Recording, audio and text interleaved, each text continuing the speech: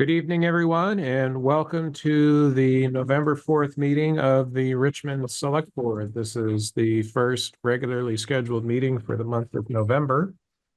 Before I begin, I just want to remind everybody about voting. Tomorrow is the day. Everybody who is a registered voter within the town of Richmond should have received their ballots in the mail. If you have not returned your ballot as of yet, you can drop that ballot off in the drop box here at the town center until 7 o'clock tomorrow morning. After 7 o'clock tomorrow morning, it does need to be brought to the voting place. And we have received 1,799 ballots as of this morning. More came in all day long, so it's probably higher now, out of 3,300 registered voters. Wow.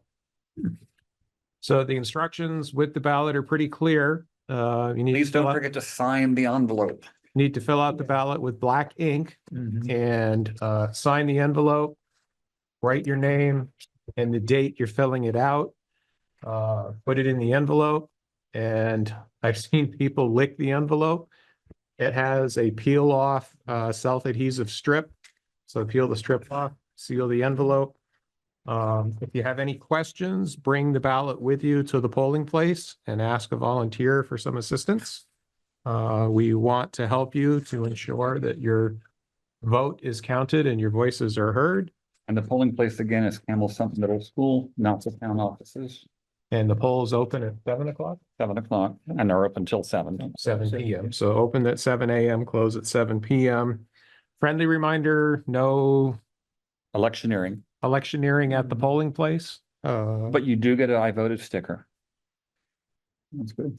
Mr. Chairman, can I make one more thing? Go ahead. Don't people try to save postage, on behalf of the town, I guess, by putting 2 ballots in one envelope? You can't do that. They can't be certified that way because it's 1 voter, 1 ballot, not 2 voters, 1 ballot, or 1 voter, 2 ballots.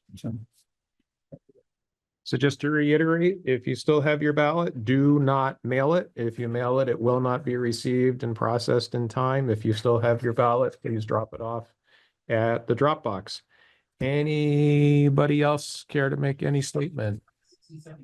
Any members of the public care to make a statement? Go ahead. Just a quick comment. I have a comment on the agenda item 8, but I see there's a possible executive session. So can you just make it clear when you're opening up public comment? Of course. Yeah, that's all. Thank you. Anybody else?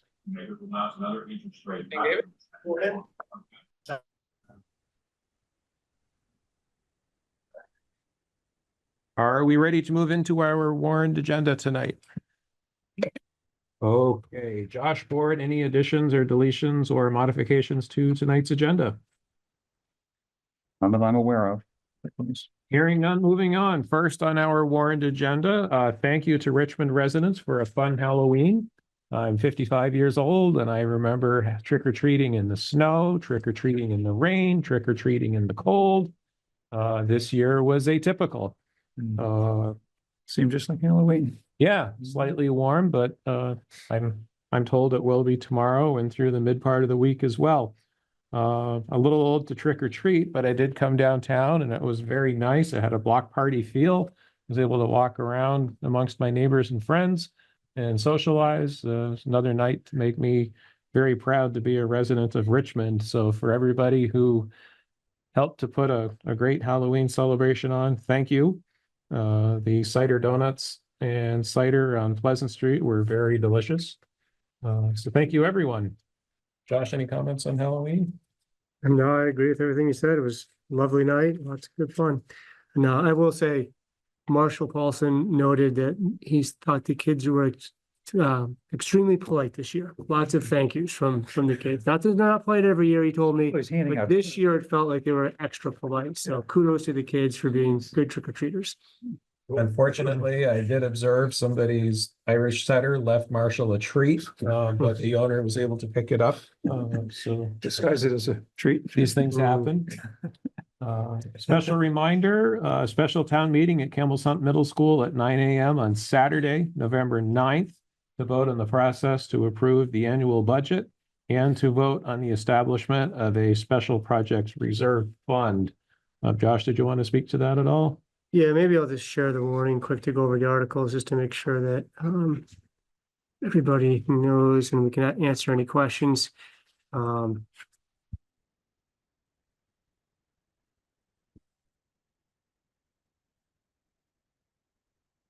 Okay. Too many boxes to move around on Zoom here. No, I think it's there we go. Okay, so this is going to be an in-person meeting this coming Saturday, November 9th at 9 a.m. at Camel's Hump Middle School. It'll be in the gym of Camel's Hump Middle School, so the same place you go to vote tomorrow. And this will be in person like town meeting, so it'll be a voice vote, just like town meeting.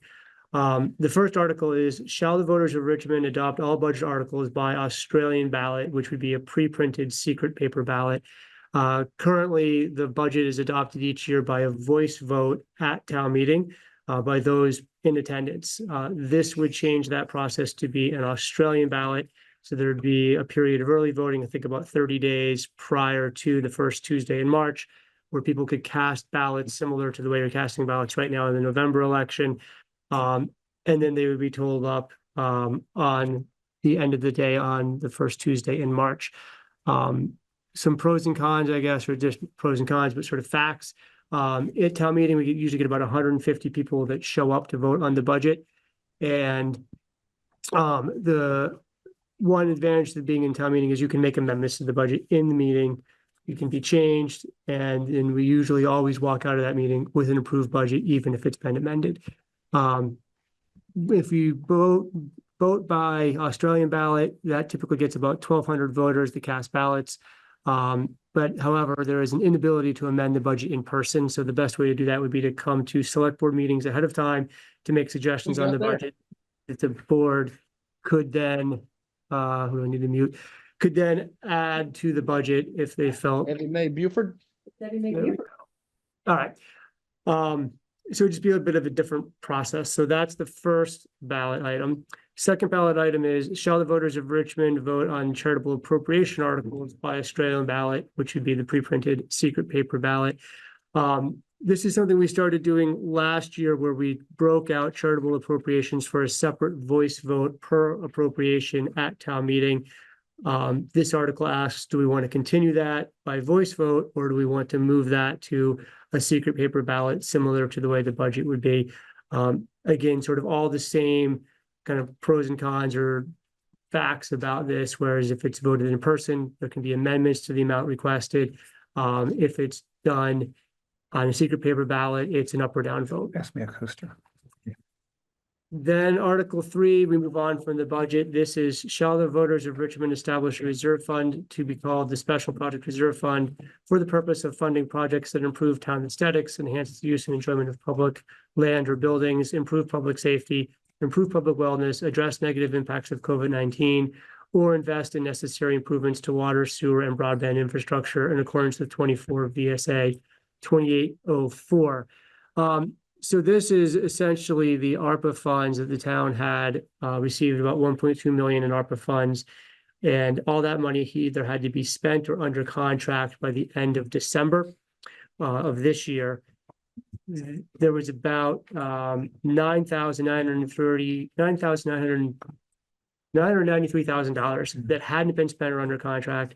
The select board moved that into the general fund earlier this summer to protect that from being taken back by Treasury, because part of the way you could use ARPA funds is to offset losses to the budget and cover general operating expenses. So that was moved in to cover general operating expenses, but that then created a surplus.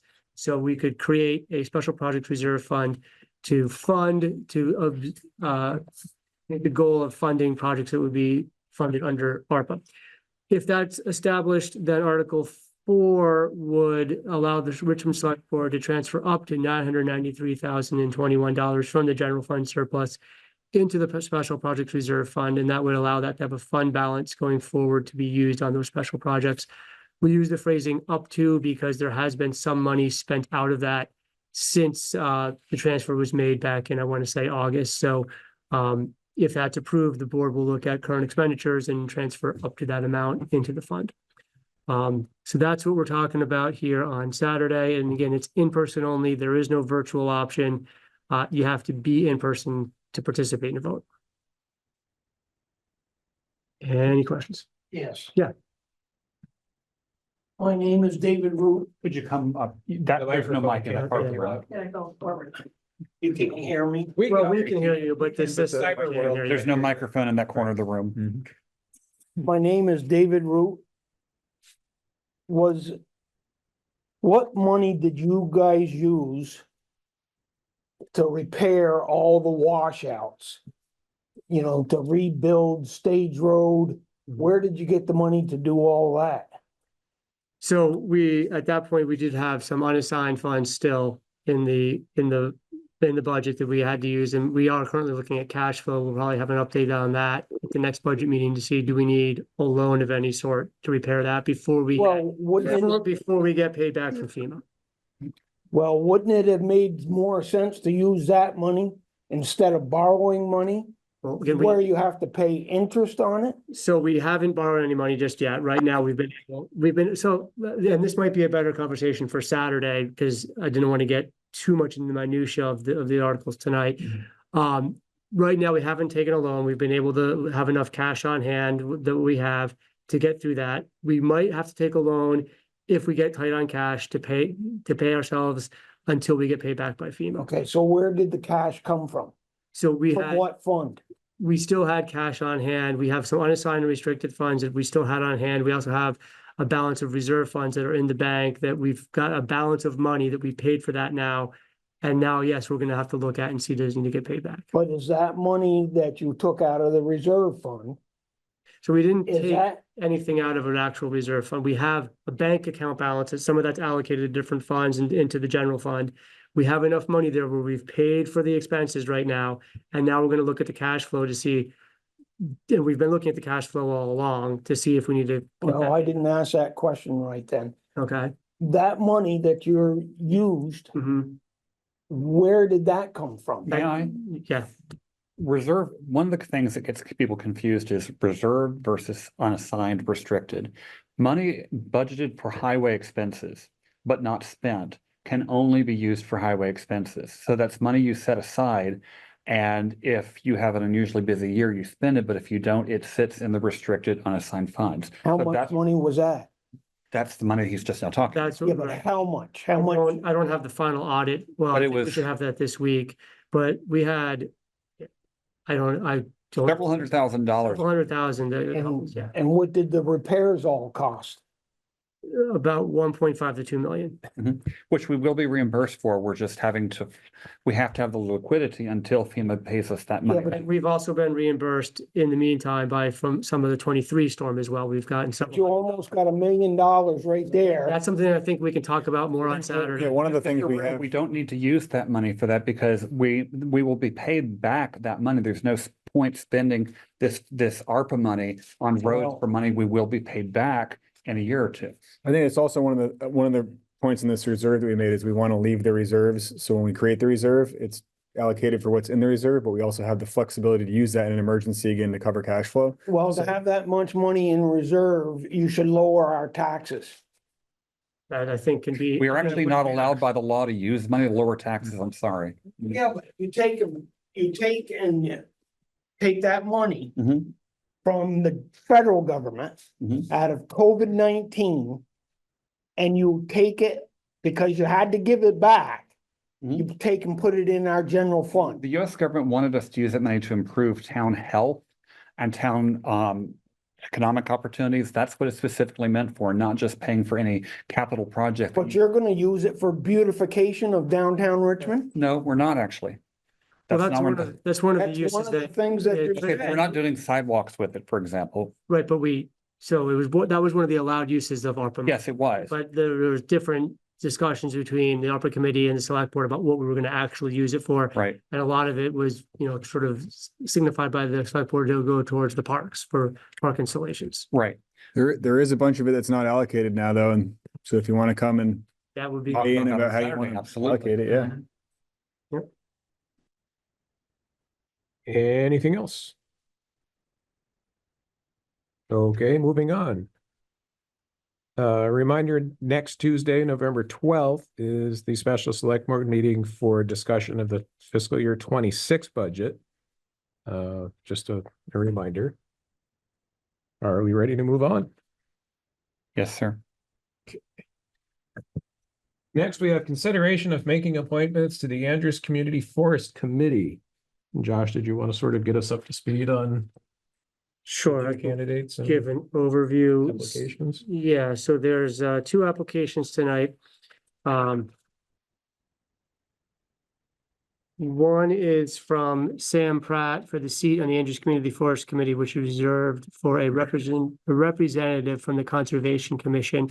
So the Conservation Commission voted to have him serve as their representative on the Andrews Community Forest Committee. The Andrews Community Forest Committee then voted that they would like to nominate him and send him to the Select Board for consideration of approval to serve in that seat, which has a term running until 2027. Then the second applicant is Jim Cochran, who would like to serve on the Andrews Community Forest Committee seat, which is reserved as a recommendation of the Trails Committee. So that is someone that's recommended by the Trails Committee, but does not serve on the Trails Committee. So the Trails Committee voted that they would like to put Jim Cochran forward as their recommendation. Andrews Community Forest Committee voted that they would accept that and move that nomination on to the Select Board. So now he is before the Select Board to fill the seat. It is the recommendation of the Trails Committee with a term running until 2027. There's several layers of approval and recommendation on both of these, but that is the way that the bylaws are structured for the Andrews Community Forest Committee. The applications were in the packet. I see both Sam Pratt and Jim Cochran are with us tonight.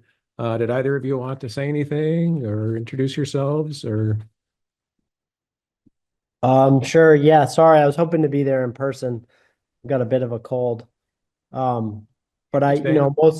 mostly I just want to say I have a huge amount of respect for everyone on these town committees, all of you guys included.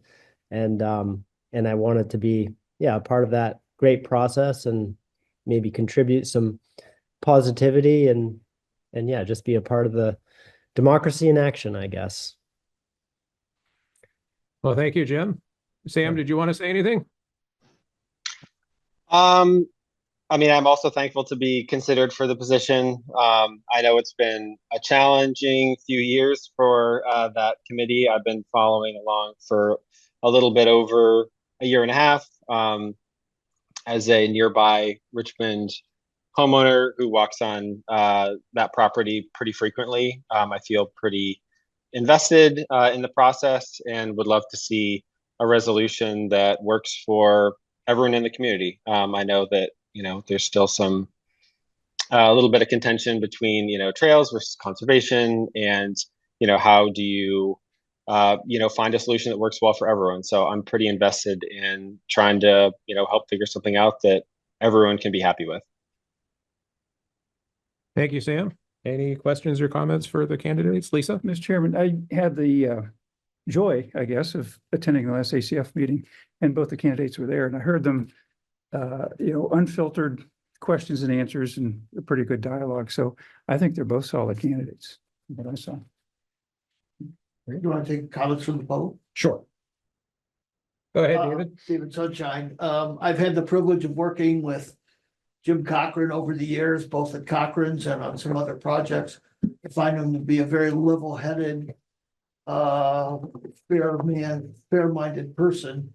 And as an abutting landowner to the town forest land, I've kept up with what's going on over the years, since sooner or later, I think some trails will end up on our property. And I'd like to see it move forward, and I think Jim is a perfect person for assisting that to happen.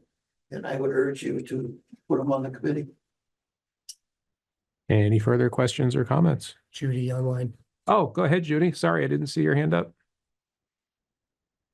You're muted. Thank you. Yes. Thank you. Yeah, I would like to endorse both candidates. Sam had attended many of our meetings before he joined the committee and is, open-minded, creative, energetic.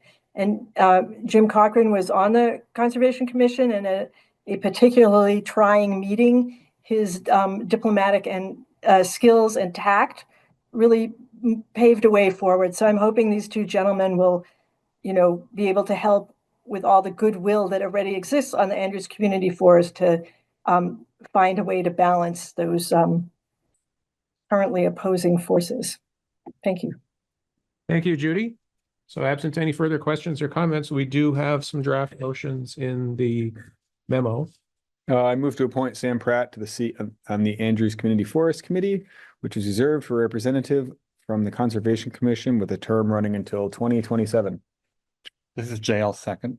Thank you, Adam. Thank you, Jay. Any further discussion?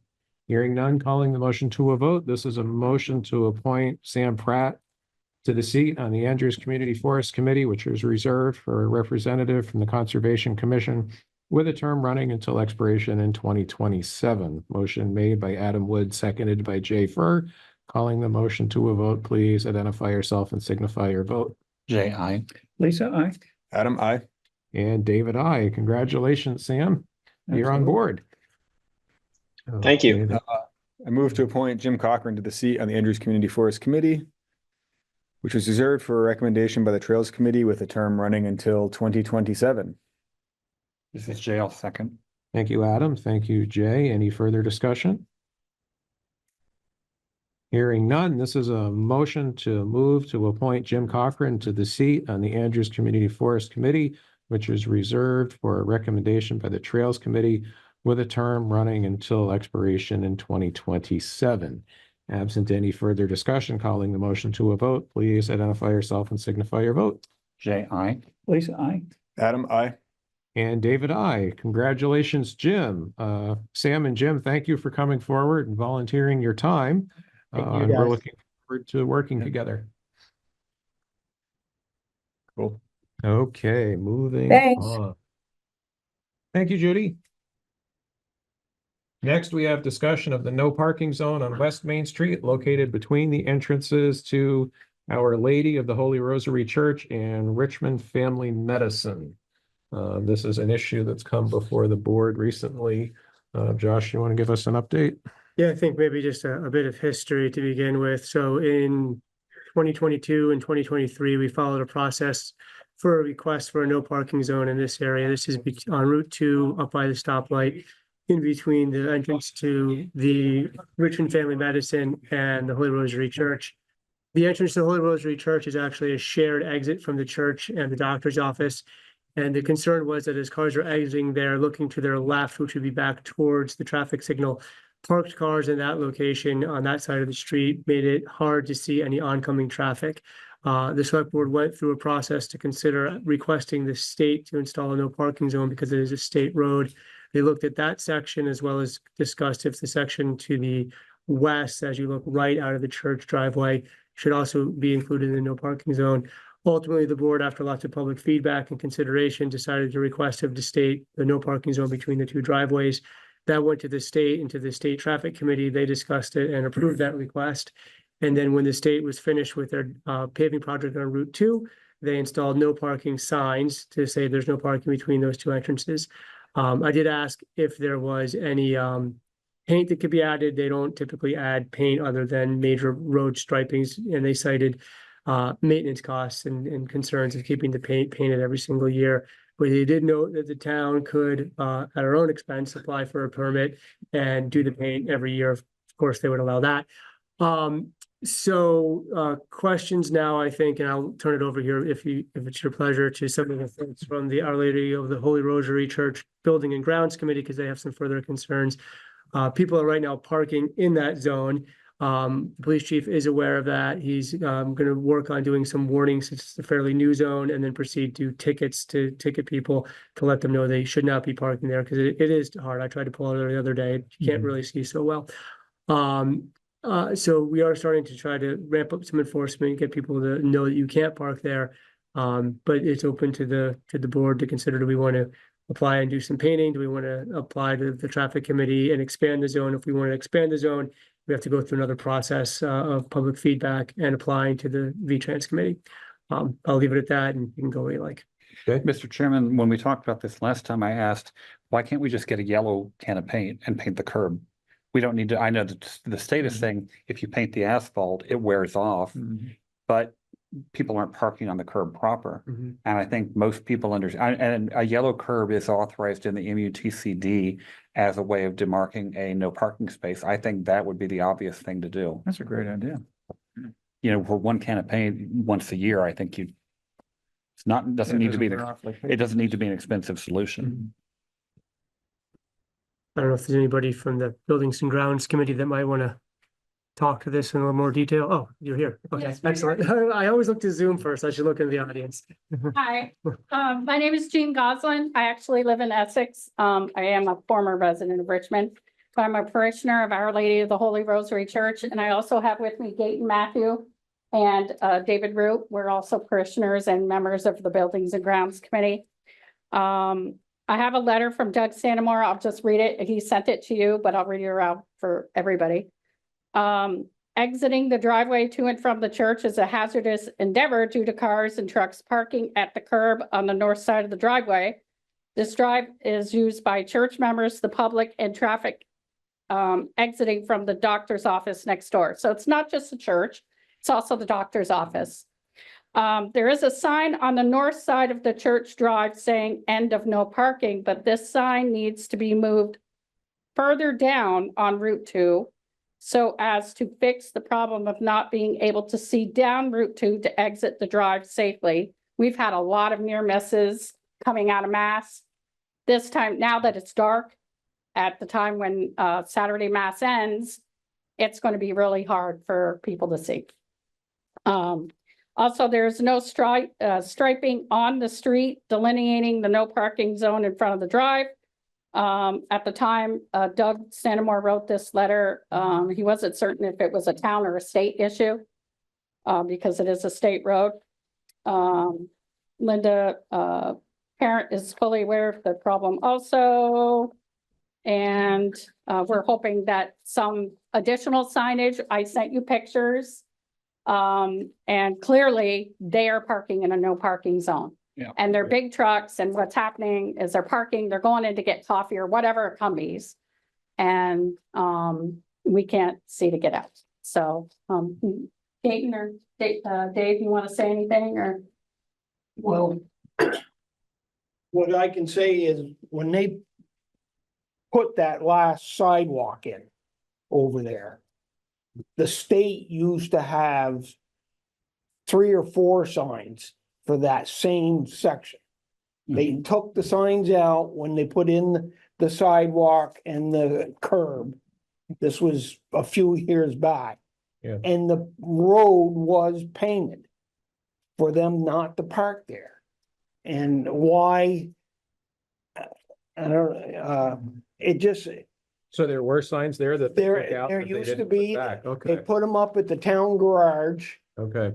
And I've got some information at home, which I didn't think to bring, of people I contacted back then when this first became a problem. I tried to get your road foreman to put those signs back up, and they were up at the garage in a pile with state inventory stickers on them, and nothing was ever done. And then it just, and with the doctors moving in, it made the problem 100-fold. Cause I've almost gotten hit when people, and to go with the, just painting the curb. Yeah, I don't know, because there's a no That- parking sign there already, and I don't know if they'd adhere to a. And, painted curb. and might those not, two correct. signs are so far apart that people just park there. And you have some habitual offenders that are there all the time. There's one person with a large black truck. Yes. that Parks there. Two Well, black Yeah, there's trucks. 2 black trucks that park You there. know who they, you But see. I found out Oh, that yeah. that person either lives or is visiting somebody living in the apartment building right there, so they park right there. There's a whole couple. But still, they should know if they're there every day that they're not supposed to park there. Yeah, So, The chief, I think you'd said, Josh, the chief is looking into parking tickets. Yeah, he's gonna be. That'll working help on them tickets. be aware a little bit but better. I would prefer the stripes yeah, Sure, because they're absolutely. gonna see them. yeah, clearly. So, Well, So yeah, yes, the we state is appreciate tough on that. any help that you can give for this public safety issue. So again, Matthew, just my 2 cents worth on this. I like Jay's information about painting the sidewalk yellow. maybe with a no parking offset to it. Also, there's many other ways of fixing a problem like this.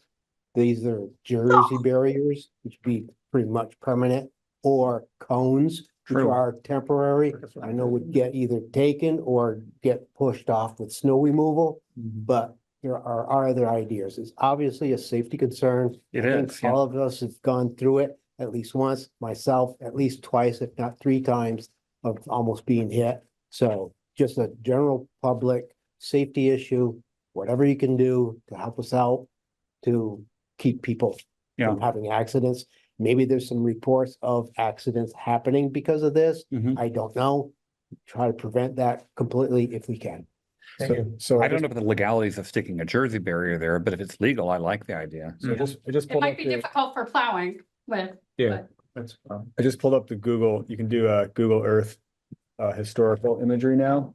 And there is very clearly painted lines in those no parking zones in 2012, and it looks like it newer, but they slowly faded, but they were definitely painted there until they redid Route 2. And I think I'd have to look back at the correspondence from the state when we did this. I think that there was, if I recall correctly, and I might be a little mistaken, it was a no parking zone, and then I think through a process maybe the town was involved in, it became a parking area, because I think we wanted parking. This is going back a couple of years. Because I remember when we went back to them last time, they were like, oh, well, it had been no parking, then it was parking, and then they went back to no parking.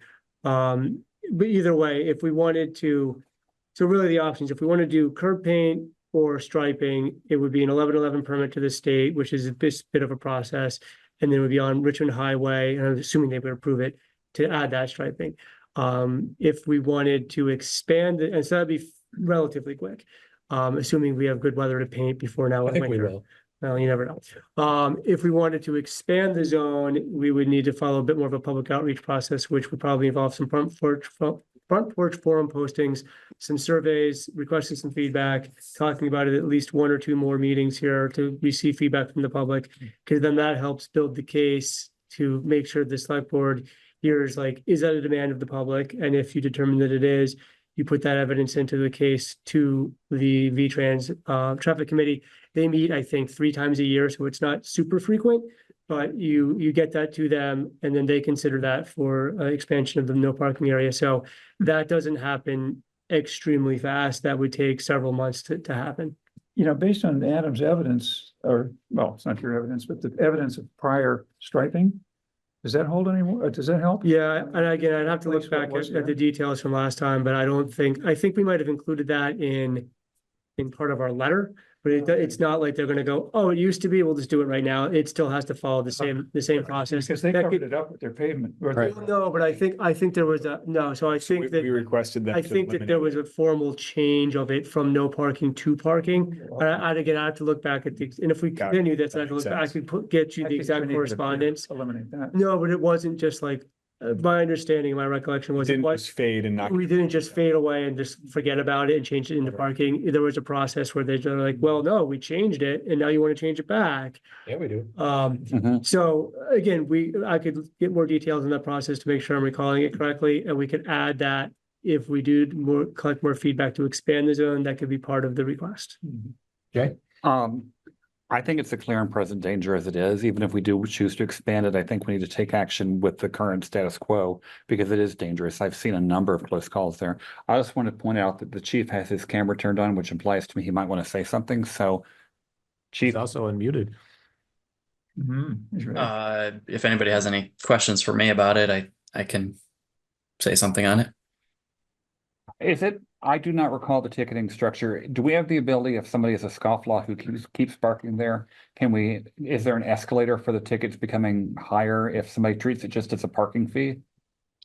We can, what I had talked about with Josh earlier, is doing a sort of a windshield warning, like, hey, just so you know, we're going to start ticketing, and then escalating to warning / tickets, and yes, we can.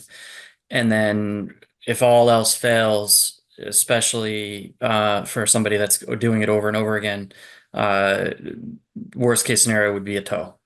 And that's something that I think would definitely make someone not do it again. The problem with that is that's for the people that are there, like the black trucks that you mentioned, things that are happening the same person every day. That would definitely I don't know where it would fall in where the person would stop doing it, but that structure would work for that person. That structure is not going to work for somebody that's running into the store that's just passing through Richmond.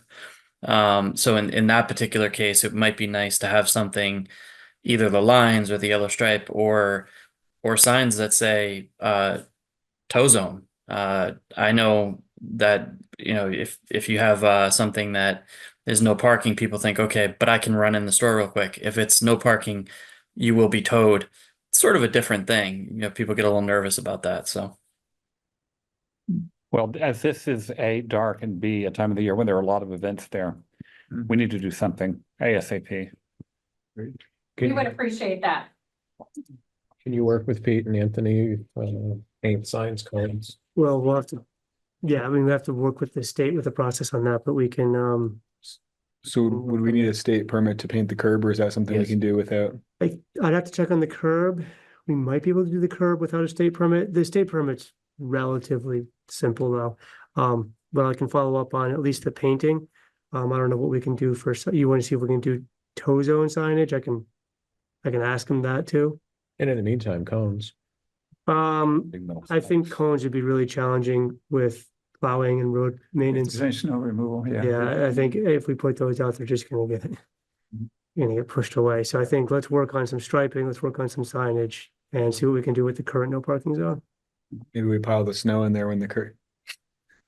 No, I mean, all joking Well, that's, aside, we don't plow it though. I mean, that's the thing. It's, that if we put cones there too, I think the state would say, what are you doing? we putting need something trucks in that's a road? really effective, and because otherwise somebody's going to get hurt. Yeah. Mhm. But cones might work for a couple of weeks. I can, again, we would have to, I can ask the state. I am pretty sure they're gonna say, don't put cones in our road, but I'll ask. Tell them if they stripe it, we won't have to. Yeah, playing hardball with them seems to work so well for the other projects we have. Well, also, I'm going to ask a dumb question. I go to the Congregational Church. I have no idea when masses and so forth are held, but are there certain times of the day and week that the chief should especially be enforcing? Well, we have a 4 o'clock mass on Saturday. About Which 5:30 is is one correct. that would put us into dark. Okay, so that would be, if that's an option to really focus on that area during those masses. Because it's also shared by the doctor's office, there's people coming out of there on a steady stream Oh, all yeah. day long. Oh, Today we had a funeral and it was the parking lot was packed. Absolutely, and so I don't know if it's an option to say we are going to be having an event. Could you please patrol more aggressively during those times? I mean, there's not going to be any one thing that solves it, Right. but I think it's a bunch of little things maybe. But absolutely, you made prima facie case. Something has to be done. Has to be. Yeah. And I'm a Back when parishioner those- too at Holy Rosary, so I know about the problem myself. Back when those lines were there, the no parking zone was also, if Yeah, in front of the it went church, west it's also. wide by the driveway, and as you go west, it narrowed down, and they had another could see that sign on for start, no parking Yeah. again, so. Quite a ways down too. It looked like Yeah, if you, it was almost to Fitzgerald's house. Could Yeah, by it's any good. chance could you share or tell Josh the link? I can just screenshot. I don't know how to, Well, can you Are are you allowed dialed to into do Zoom? no. Oh. Do you have the agenda? Here, I'll Yeah. send it to Josh. Okay. Well, we're figuring that out. I see somebody has their hand raised, but I'm not gonna try to pronounce who you are. Go ahead. Hi, Paige Kalita. I know it's hard to Okay. pronounce. So a slightly different issue, but I have a daughter that dances at Arabesque. She drives herself now, but I have driven in and out of that parking lot many times. And I come down the hill, take a right, and then try to take a left into there. And because there's the 2 driveways into the Cumberland Farms and into Arabesque and the white former John shoe shop, people block that, which is against the traffic laws, and it can create quite a backup there. So if you're going to do something where you're going to get something through the state to do some painting, it might also be helpful to mark off, do not block the entrances. And I think people just don't realize. And there was a post on Front Porch Forum about it where people talk about coming from the Bridge Street and then trying to take a left to go towards the highway, and then it's backed up and there's almost, accidents, and it's just a terrible intersection. And then the second thing is, I'm not positive about this, but I think the big truck that parks there might be the tree business that is, I think, in the white building that Arabesque is in. And sometimes his equipment's out back behind there, but I think sometimes the big truck is out front. So it might be a way to get in touch with the person. Good information. Thank you, Paige. All right. You're welcome. Thanks. So this is. I got a couple of things here. I got Adam's link, I think, and then Should just pull up the. Yeah, let me. This looks like it's older. Okay, so I'll share screen, and I found a letter from, when was it? 2005. So here, let me share that. Where am I going here? Sorry, too many tabs open. Okay, so this is the letter that V-Trans shared with me that they sent to the town in 2005 in reference to the September 15th, 2025 request to rescind the no parking, 2005, to rescind the no parking zones located in the north and south side of US Route 2 near the intersection of Jericho Road and Bridge Street. So they were no parking zones, and then they were requested by the town in 2005 to make them parking zones. I wonder what. So I don't really have any other details on why that request came through, but I think that helps with some of the history of you couldn't park there, now you can. And now we're trying to get parking. So I don't have. Do you have anything else besides this letter? I'm just curious about what the genesis. We might be able to of look this at was. minutes from around that time. That's all I've got on this one, because they were just like, oh, that's curious. You're trying to restrict parking where in 05 you wanted less parking. And it looks like there was an attempt in 2010 to get a no parking area, and I don't know what, because I see letters from the town to V-Trans. And what did they say? December 10th. So I came on the board in 2014, and we've had two town managers since then. So whatever started this happened before any of us had any involvement with anything, but. And then in December of 2010, they reviewed a request for a no parking area in the same area between 30 West Main and 64 West Main, and V-Trans denied it at that point. So we were successful in 23 for the section. And then we'll pull up Adam's link. One option we haven't thought about is getting God to smite the people who park there. So Adam, is this your link here? Yeah, if you scroll to This is the traffic signal. Yeah, if you go further to the west, I guess, and zoom in right there, you can see the. Oh, right here. Oh, there you go. There was Kind of this- faded it. Yeah, it's faded, but there it is.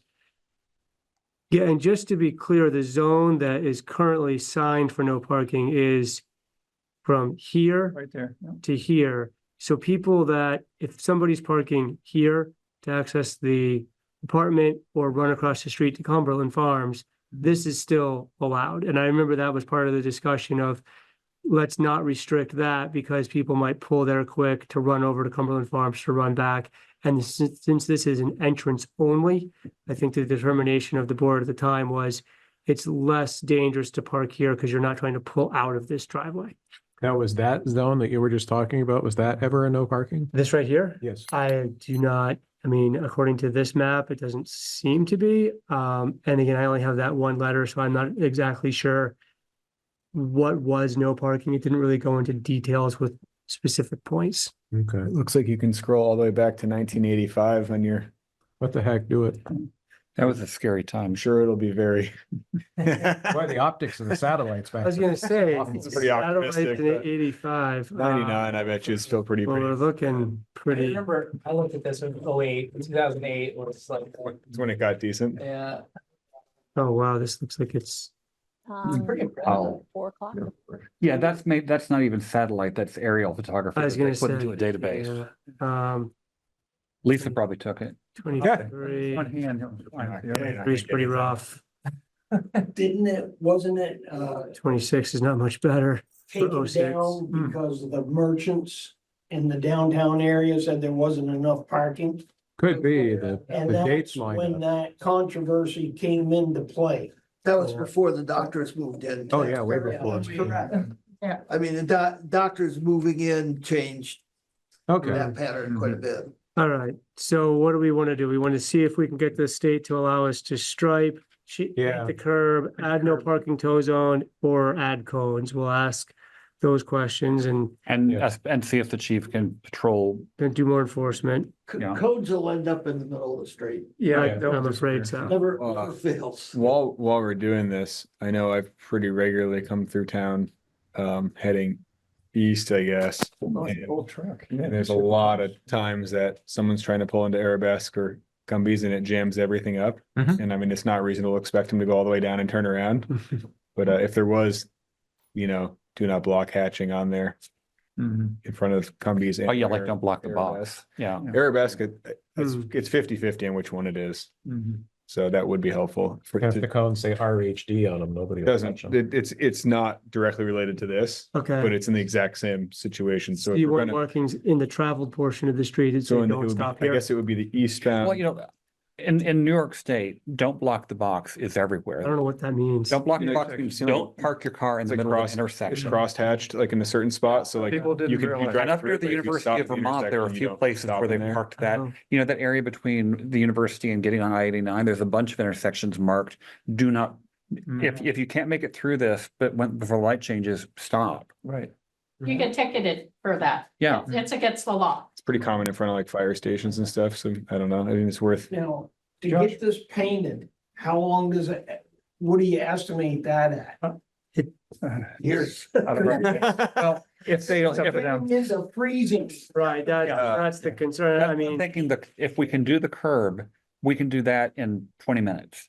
right, but we still have to make sure we get all the proper paperwork from the state. Or just which don't will tell take- them. Oh, were we supposed to get a permit for I that? painted. I'll paint it. If Well, someone it's were to our paint the curb. curb yellow, I don't think anyone in the select board would take it off. You must be a lawyer. Lisa and I volunteered So to how speak about over we there chase later. that? I mean, do we want to chase this? Don't like, that's a whole separate, do we want to try to I do mean, that? is it if you're Well- putting in a request, is this something we do as one, or would it be two separate requests? I mean, I would want to know kind of like, Let's they're table it. probably going to say, Let's table it for now and not Okay. make it part of this, because Yeah. this is a safety issue. Let's get the safety issue dealt with. It is, and yeah. not- see what we can do with that. Josh, with letters from the public help? So I think the striping, they'll let us do without letters from the public. If we want to expand the zone, then yeah, letters from the business owners, letters from the church, letters from the public. Minutes from meetings that talk about, we got feedback. That's a separate, longer process than can we add some paint? Yeah, for what it's worth, I was at the meeting where the state voted on this and it's pretty routine. Like 4 or 5 different towns were making requests and it was just bing, bing, bing, bing, bing. Yeah, but the more you have that shows that the residents really want. Oh, this, absolutely. I mean, then it's just that the better state is for not it. starting from the assumption that these things are bad ideas. The state is sympathetic, but you have to cross your i's and dot your t's. Chief Cambridge, go ahead.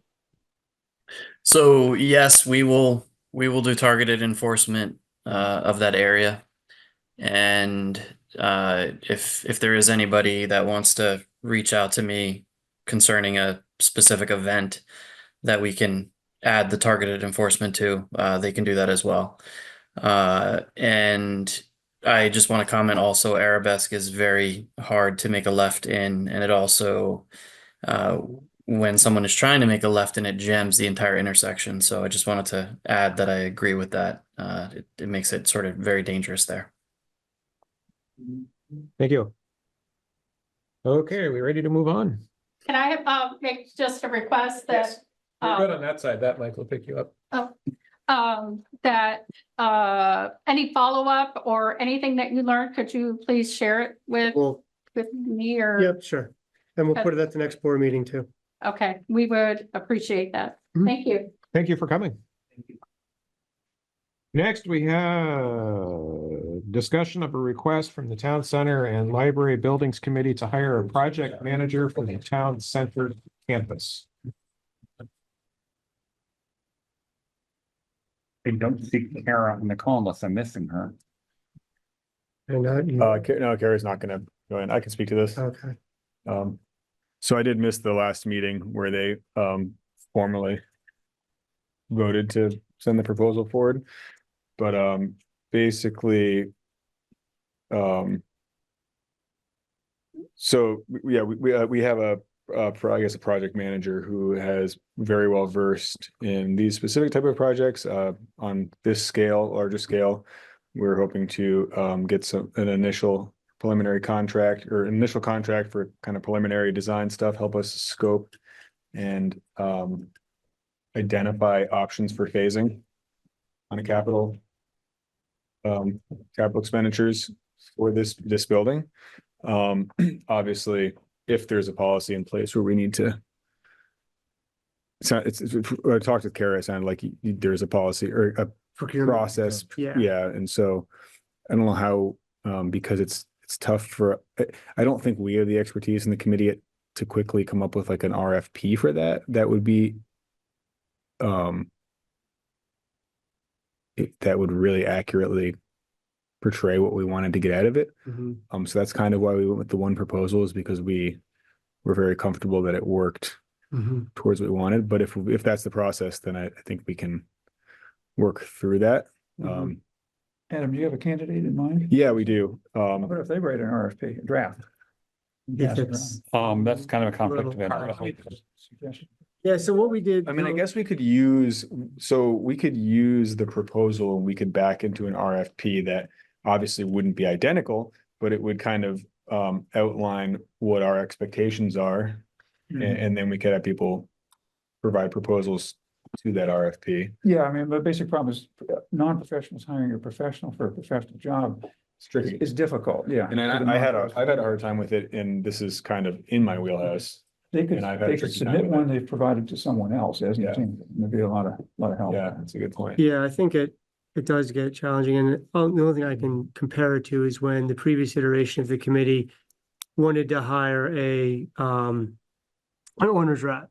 So sort of similar professional service. I know it's a little different, whereas I think the owner's rep we had a sort of a scope of work. We had a number of lists of projects that we wanted that person or that firm to manage. I think we could do that. So we did a request for qualifications with that one, which is a little different than proposal. So we weren't asking for a lump sum. It was, and I shared it with Kara. I thought I'd maybe forwarded it to you, but I could forward it to you as well. I did get it, yeah. So the RFQ was more like, we attached a spreadsheet of projects, said we need somebody to manage these projects from start to finish. We need somebody to help us hire the subcontractors, do the design, do the RFP for all these projects, manage them while they're here, sort of outline our expectations. And then what we did was, as a committee, we interviewed, I think there were 2 or 3 respondents, and we sat down and interviewed them, got a sense of, okay, which respondent did we like, could we work with? It sort of seemed to have the best approach to all that work. And then worked with them to negotiate sort of a price and talk to the select board about that. And I think Okay. we started with, like, the first phase was going to be X number of dollars, and then we added on to that since then. So I think that process might help. The RFQ process you just outlined, I think more fits in line with what we need to do anyway. So maybe the RFP, the idea of doing an actual RFP is probably missing the mark a little bit based on how Too much. up in the air a lot of the stuff we're looking to do Yeah, and I think is at this point. if you do the request for qualifications, if the project changes or grows, you can say, okay, well, we've already interviewed 5 candidates. We've selected our best one and negotiated price. You can kind of add on to that, which is what we've done with the owner's rep too. As we had other projects in that scope that added on, we're like, oh yeah, give us a price for this, and we can do that. So I think that's it. And I found it, and this is not my wheelhouse, like it is yours. I found that a really good process, because then they sort of explain to you, oh, well, here's how we would approach this, and here's how we would make it work for the town. And that really helped me understand how the project will get managed and which firm we should go with. Perfect. Would Okay, the so I town- guess. Oh, Would the town center committee be the owner's rep essentially?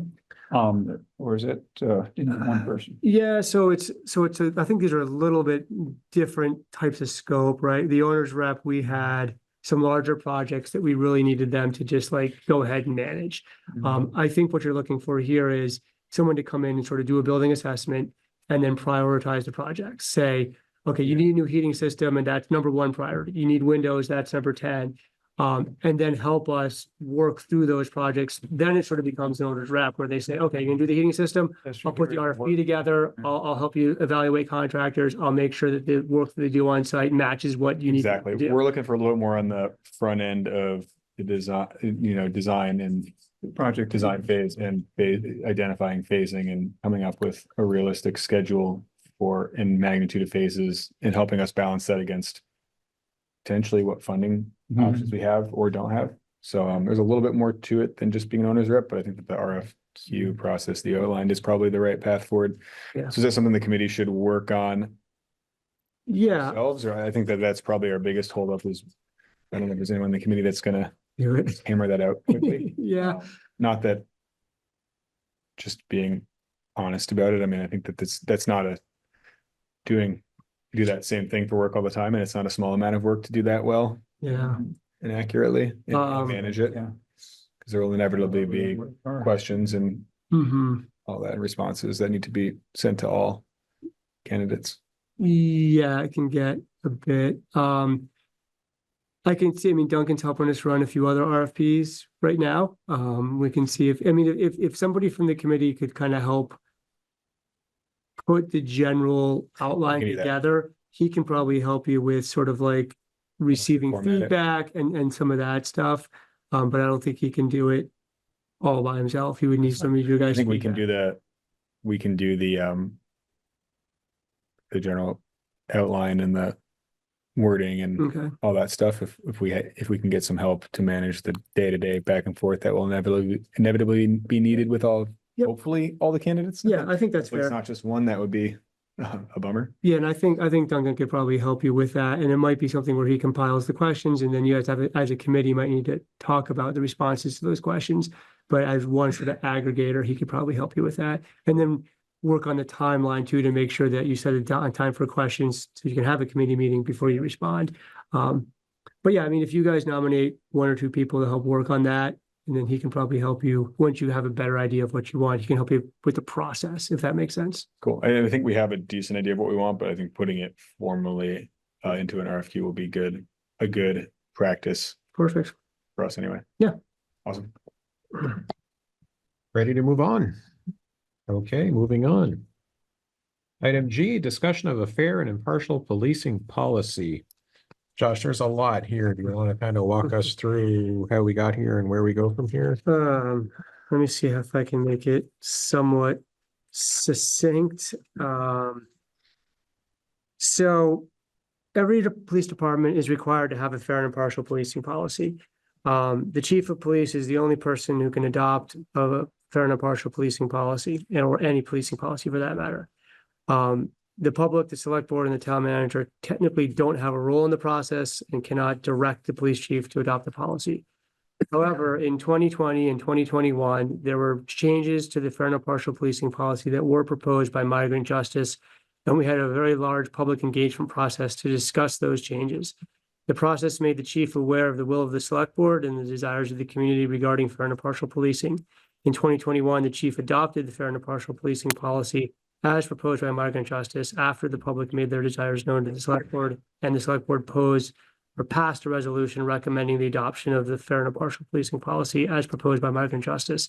I'm going to try to summarize so I don't just read to everybody, but and I'll use FIPP or FIP for fair and impartial policing policy as just a shorthand. So the current issue at hand is the Vermont Criminal Justice Council, or VCJC, created a model FIP. According to the contact with VCJC, Chief Police Anthony Cambridge spoke with, they followed a process including outreach to stakeholders, including Migrant Justice, in the drafting of the FIP. From this work, the FIP was created and VCJC sent it to all police departments for its adoption. VCJC actually followed up with some documentation of their outreach process and their committee process, which is included in the packet. If anybody wants a more deeper understanding of the process that they followed. After the model FIP was finalized by VCJC, Migrant Justice asked the Richmond Police Department and other police departments to make further changes to the policy. Chief Cambridge submitted those changes to the VCJC. They came back and said that all of the changes as proposed by Migrant Justice would be acceptable, with the exception of a strike through on text that says that the Richmond Police shall be able to share information regarding citizenship or immigration status. They said that that cannot be stricken from the policy. If it is, they will reject that policy, and then Richmond would be covered under the model FIP. So everything else could be accepted by Migrant Justice except for that piece. So what we want to do is kind of come to the select board to understand where would you like to go with this. And we have a few options. Let me see. We could accept the model policy as it's written and just move forward with that. We could accept the version from Migrant Justice as they wrote it, but if we submit that to VCJC, they'll reject that and we'll be covered under the model policy anyway. We could submit the model policy with the changes from Migrant Justice, keeping in the one section that VCJC said we needed to keep in, and then that would be the policy for the Richmond Police Department. Or we could kick it down the road a short amount of time, right? We could. Right now, we're covered under the model policy. The other question is we might want to have legal review of the model FIP with the Migrant Justice changes, just to see what, if any, liability would that open to the town to. As I read through some of the documents that were provided by the CJC, they did note that if a state adopts a FIP that goes against federal law, and part of this is, can an agency tell its officers that it can't communicate with ICE? And that sort of, it seems to be a question of federal law and interpretation of the federal law. So if a state adopted a FIP that went against federal law, there could be potential lawsuits. And if a municipality adopted a policy that went against federal law, there could be potential suits against that municipality.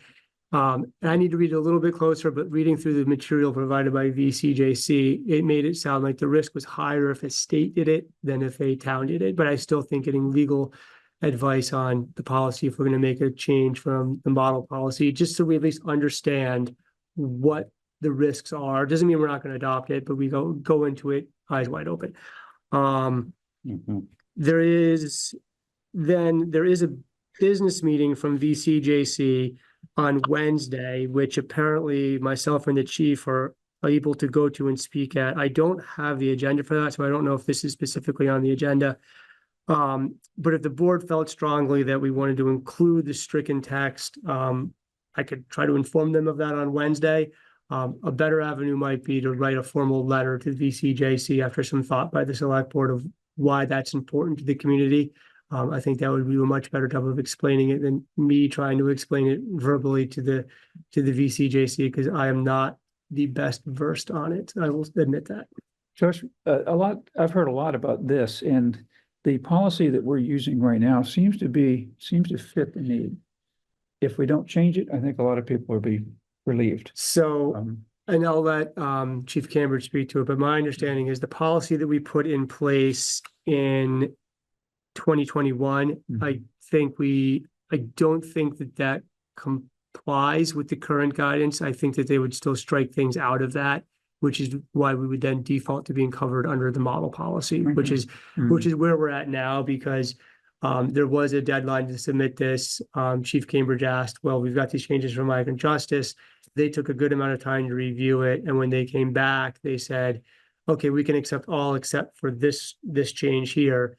And if you don't accept this in the next day or two, we are going to just put you under the model policy. So knowing we wanted feedback from the select board and the public, the chief decided to not submit anything and just default to being covered under the model policy before we could have a larger conversation with the public and with the board about what's the will of the public. And I think That's a that wise question. if we go with the will of the public from 2021, we would probably submit the migrant justice policy, because that seems to be, you know, the guidance that the board followed in 2021. But I think it's worth a conversation here in 2024. Okay. Chief, did I summarize that correctly, or would you add anything to that summary? You've been a bit closer to the process. Yes, the academy reached out to me. They said they had been working on a model policy for the past 3 years. They said that migrant justice had a seat at the table, and that this was the policy that everybody, that the state had decided on, the academy, migrant, everybody. And I shortly after that received a new policy from migrant justice asking to adopt the policy. I mentioned that policy to the academy and they didn't know anything about it. This is how this whole thing started. And I think they were a little confused because migrant justice did have a seat at the table. So when I showed the academy the changes that migrant justice had made, they said that they did not recommend most of the changes because it put the town at a liability. And then they had said that that specific section that they could not accept because it would be against federal law. So knowing that, I submitted the policy for review, which would be the equivalent of telling them I'm going to implement it without actually implementing it. Like Josh said, it came back and they basically told me that if I decide to submit that policy, that they will send me a letter back saying that you're now defaulted to the policy, to the model policy, their model policy. So as of right now, this meeting that Josh and I are going to go to is going to be very important because they will not let me submit the policy with that line in it without rejecting it. So we definitely have to figure something out to allow them to do that, to accept it the way migrant justice wants it accepted. Okay. I think from the chief and Josh for the information they've shared. I happen to know we have a number of people from Richmond Racial Equity who are here tonight with some ideas and opinions to share. They don't have their hands up yet, but I think this would be a good time if somebody wants to speak on their behalf. Patty's raised her hand. Go ahead, Patty. I'm a touch confused in that my understanding is that the chief submitted the FIP that we've been operating with for the last 4 years. Is that correct? Did you submit Richmond's FIP? Because Richmond's FIP from 2021 did not allow police officers in any circumstance they felt like to contact ICE about, you know, a person who might be speaking broken English or Spanish or be a brown color. So I think we've always had that in there. Chief, did you say you had a whole new policy that you passed in, or was it our policy? So basically, all the policies prior to 2024 are null and void now. The Academy, along with Migrant Justice, wrote an entirely new policy that they want to be the default. And in response to that, Migrant Justice wrote another entirely new policy. So the policy that I submitted for review was the policy that I received from Migrant Justice, the new policy. Neither Migrant Justice nor the Police Academy want any of the old policies from prior to 2024. So when you say that they submitted, that Migrant Justice came up with a brand new policy, so this isn't the policy that we had, because we adopted Migrant Justice's policy back in 2021. So are you saying that they've submitted even a different one? And I guess it really doesn't matter in a way, in that the only thing that the Criminal Justice Commission is concerned about is that one parenthetical about Ice. ice. That's the only thing they're not happy with. And I recall, because we had a whole year of discussing this, that this was also the issue back in 2021. This was the main piece that we put in that we really tossed around a lot. We were concerned about federal law. President Trump was the president at that time, and we were concerned about consequences. And the board and the chief went ahead, and we were certified by David Scheer, who was part of the Attorney General's office, I believe. It's the state's attorney, and so the policy we have, you know, I know that we're saying we're now defaulted to the new fair and impartial policing policy, but the policy that we have was approved, even though it theoretically went against federal law, and there is reason that we can do that, and there's a whole lot of legal stuff that needs to be sort of sorted out about that, but our jurisdiction, state and federal jurisdiction. So I guess one of the things I would appreciate, this is all brand new to Richmond Racial Equity. It was Richmond Racial Equity that brought this to the board, 4 years ago. But there was a tremendous amount of work and research done. And we've just really become aware of this on Friday when we saw the agenda. And we would appreciate if you guys could table this for a minute and, let's get up to speed and find out what the answers to many, many questions. There are many options here, I think, in front of us. This is a very, very important section that we would not want to have taken out of our FIP document unless we absolutely have to. So I just would hope that you guys can just kind of table this for a bit and let's just take a breath. And I intend to go to that meeting on Wednesday. It is on their agenda. The FIP is on their agenda. Their legal counsel is going to present something on the FIP. The public can't have any kind of standing. We can speak during public comment, but only Josh and the chief can actually have a place at that table to theoretically say we really liked our FIP. We had a big, as Josh said, community engagement. We would like this included. I'd kind of like to understand why a Richmond police officer would ever need to contact ICE. In what circumstance would that be appropriate? What would have happened that they would need ICE's assistance? I put that question to the chief today, and he said in all of his time as in policing, he's never picked up the phone and called ICE. You'd call the FBI if you had some kind of drug or people trafficking thing, or you'd call, we have lots of organizations. If our police officers saw someone cross the border illegally, sure, you'd call ICE. So I think there's a problem here, and we need to kind of look at it and protect the citizens of Richmond.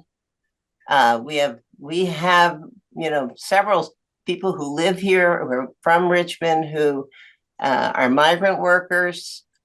We have people who come through Richmond who, may have some, speak a different language. Do we really want to put them through that kind of thing? Now, I don't believe our police would do that. But I think we need to have things on the books that protect the people of our town. So I would just ask you guys to just, I would just ask you if you would just kind of put this on hold while we kind of learn what's going on here. Thank you. Patty. Stuart, go ahead. Hello. Bonnie, you muted yourself. Oh, I'm sorry. I thought I had unmuted myself. Okay. You did, but I you agree with muted Pat. yourself, but you're all set now. Yeah. I agree with Patty. I feel that this is extremely important and we need a bit more time, probably some legal counsel, as was mentioned, I think, by Josh, perhaps. I'm also very curious. I don't understand this information that we're hearing about migrant justice being at the table. And yet they then have a very different understanding of what this would look like. I'm curious if Chief Cambridge knows, if they said anything about that, like how there's such a distance between this model policy that supposedly was agreed upon, in quotes, where they were at the table, and then having them be very unhappy with it and submitting something else. Chief, do you have any more information about that? So I received notice that I had to submit the new FIP policy, and when I did, I shortly after that got an email from Will Lambeck, and it said from Migrant Justice, yes, and in the email it had the model policy, it had, and I think Josh got the email as well, had the model policy, it had what he called the migrant justice alternative based on the new model policy and maintaining your previously adopted improvements. And then it had a redlined document showing the differences between the two policies. So I called the police academy and I said, okay, I just want to tell you guys that I'm going to be adopting, I knew Richmond's wishes, that I'm going to be adopting the policy from Migrant Justice. And they said, wait, what? And they were like, we've already worked with them for the past 3 years, and they were very surprised. They said they had a seat at the table. I'm just saying what they told me. And they said, could you please forward us that policy? Because they knew nothing about it. And then in the subsequent days, they found out that there were a number of police departments. I think there was 7+ police departments around the state, Winooski being one of them, of course, that had received this email from Will saying that they wanted a different policy. And I'm all I can say is that the academy told me that they were surprised. I don't really know much about it other than what they said when I initially talked to them on the phone. And so it kind of sounds like we maybe need to also talk to Will at Migrant Justice and find out from their perspective what this is about. Perhaps they were feeling not heard, and supposedly the VCJC thought they were on board, but were not really hearing what their thoughts were about this, or what they were. I don't know. It's just curious that they can be so far apart. I want more information. Bonnie, I think it's a good idea to ask Will what his perspective was on it. We did receive some documents which are in the meeting packet for tonight's meeting from VCJC, which sort of outlined some of the process that they followed to get to this policy. And it does mention their conversation and how migrant justice was involved. So you please take a look at that information, just so you have a better understanding from VCJC's perspective. But I think getting migrant justice's perspective would be important to kind of get the full picture. But that is posted in the packet. So. I think that given that we are essentially right now under the model policy, and the effect of submitting a non-compliant policy would just be to put ourselves right back under the non-compliant policy, under the standard policy. There's no rush to take action before we really have had a chance to talk to Will, talk to legal counsel. So I would agree with the people from Richmond who have spoken and said, let's table this. Let's come back to it in a couple of weeks after that meeting, after talking to our own counsel, et cetera, and talking to Will. I don't think we should do anything on it tonight. I don't think we can do anything on it tonight. Right. Well, I don't think we can even define what we would do. So yeah. Can't do much. Yeah, I think if racial equity wanted to do some more research like they did last time and come back to the board with sort of recommendations like they've said that they would do about, like, this is what we found out about it, this is what we think we can do. I think that would be helpful. Yeah. I'm on the board. And at the end of the day, we have to remind ourselves that all of this is advisory to the chief. Mhm. Chief is the only person who can actually do anything. Yes, I'm on board I want to do what the town wants, so. Go ahead. I can't figure out how to raise my hand, but I was hoping that I could say something. Who's speak? Oh, Ginger? go ahead. Oh, sorry. This is Annie LaJoy. I'm an attorney, but this is not legal advice. I support speaking to legal counsel about this situation. There's certainly precedent for disregarding federal law. For example, as the states continue to legalize marijuana, and the federal government continues to have it not be legal. I know Vermont specifically enacted a statute allowing attorneys to represent businesses that were engaging in the sale and distribution of cannabis, despite it being against federal law, because previously it would be an ethical violation for an attorney to assist in the commission of a crime. So I would want to hear the position regarding why federal law, why we can't put forth the policy that has worked for us for the past 3 or 4 years, and why now it's a problem. Okay, thank you, Anne. I think you wanted to go. Go ahead. Thank you. I just like to make note of the fact that Richmond, the town of Richmond, has spent quite a bit of time and energy and money coming up with a statement on our website about community safety and making sure that everybody in our community feels safe. And this change goes right in the face of that. And so on the one hand, we're saying we want everybody to be safe. And then on the other hand, we're going to accept what the state says we should be doing in our town because of the federal government. And you know, we can talk about the fact also that this, with all due respect to Chief Cambridge, law enforcement has not had a history of protecting people of color. So, you know, there's got to be some skepticism about some policy that is coming from law enforcement without any local input, and from apparently the agency that is advocating for this population not feeling heard at the table. So I just want to point those things out. We did have a very long process. We had migrant workers come speak with us. We had a lot of community engagement. And the other question I have is, why are we doing this now, right before an election? Is there somehow that the law enforcement at the state level is thinking Mr. Trump is going to win and wants to be on the right side of it? There's just a lot of questions. So I agree also that this should be put on hold, but I also am not happy that if we do that, we're going to be using this other model policy that does not do what we want. Thank you. Thank you. Any final comments before we move on? Yeah, well, I'll be very interested to know what happens at that meeting. Yeah. And what wiggle room we can find, because they don't like the way it's currently written, and they will reject it out of hand if we submit it that way.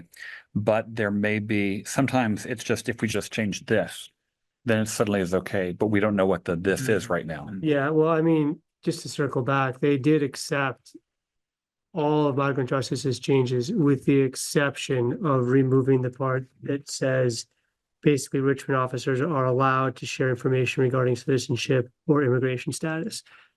That's the key thing that they won't accept. Which is also the key thing that protects migrants. Well, right. Correct. But I'm just saying that like the rest of it, they were like, yeah, you can have this policy, but you can't have. So I think we're down to that piece. And they did, you know, basically their explanation And I think, again, I think it needs more exploration. If Richmond National Equity wants to do some of that, that would be fantastically helpful. But in the policy, it's item 3G05, the model FIP with comments from VCJC. They've got about 3 paragraphs in there that essentially say that removing that violates federal law. So that's their explanation, and we'll see if they have more explanation, but that's their explanation for now. So I have one of my classic stupid ideas. We could adopt the chief could adopt the model policy, which actually I guess we're under whether we like it or not, but then have a corollary policy that's just not part of our FIP policy saying, oh, and by the way, our policy is not to talk to ICE, and just have 2 policies. So long, it's not violent, it's not part of the FIP, it just happens to be a policy that the chief had. I'm just saying. I don't know if you can do that, but well, that's why I said it's a stupid idea, but the thing is it might work because it's not part of the FIP at that point. Yeah. I like it, Jay. Yeah. Go ahead, Patty. Yeah, I just would like to say before you spend money with our town council, there are some legal opinions on this already that I don't know, shall I send those to you, Josh, about whether or not federal jurisdiction applies to this? I mean, I think that, we do have a few things already, and I think as we find out information, I will be happy to pass it along. And would it be to you, Josh? Yeah, either me or the chief. I think that, if Rachel Hockley is going to talk about this, I think it might be helpful rather than getting like bits and pieces. If you guys want to talk about it, do some research, and then say, okay, here's what we think about it in one document, that might be helpful with links to legal advice. That'd be a whole package. That way it's like one sort of summary of what your findings are. And then that could come to me. That could come to me and the chief, and we could go to the select board, and then we could kind of go from there and say, okay, where do we want to go from here? Do we still need to talk with our legal counsel to see what advice do we have? But at least that gives us something to start with. Okay, so I don't think that we're going to turn this around and know all the answers in 2 weeks. And I also don't, sounds like there isn't urgency in that. It sounds like we've missed the deadline to respond. And we are now under this new model policy. So I think we should just all take a breath, take some time, and find out what we need to find out. So we will be back, but I just don't know when. We'll do it as quickly as we can. And see you tomorrow at that meeting. Ann, go ahead. Yes, I guess I just don't understand how it is that a state committee can make a decision about what's happening in our town without getting any input from us. And didn't apparently give us any opportunity to give that input. So that's one thing I have to say. And the second thing I want to say is that in Vermont, we have a long history of doing the right thing, whether or not it goes against federal law. And I believe this is one of those times. Thank you. Go ahead. I'm just curious, like, why over the last 3 years, if we've been doing this, why was this never a legal issue that was raised? What triggered it to be raised as a legal issue that? Well, the state published their new policy. Right. But so nothing's changed legally. The state. But why did the state do that? Why did the state choose to do it? There's no federally nothing changed. There wasn't any enforcement action taken against the town in Vermont or other. No, the state's committee met, talked, said, okay, all in favor, say aye. Migrant Justice said nay. They said you're outvoted, and here you go. Yeah, we can just adopt our policy and leave that out. And according to the new state policy, we're opening ourselves up to legal. Well, so we're not any more than we were before. Well, so I mean, feds haven't come down and said, oh, actually, we're going after this. So you're right. But I think so, like, what's changed? I think Jay's right. There's nothing changed. And like, other than they took like a 2-year, 3-year process of review to go through this. I don't know if Migrant Justice had an official vote on this or if they were just people keep saying, my take on this is what you call a minority report. when a government committee gets together and votes on things, there's often somebody who says, you know, I would have signed my name to this, but this is just a deal breaker, and they issue their minority report. And again, and I don't know if they had an official vote on the committee or if they were just consulted by the committee for their feedback.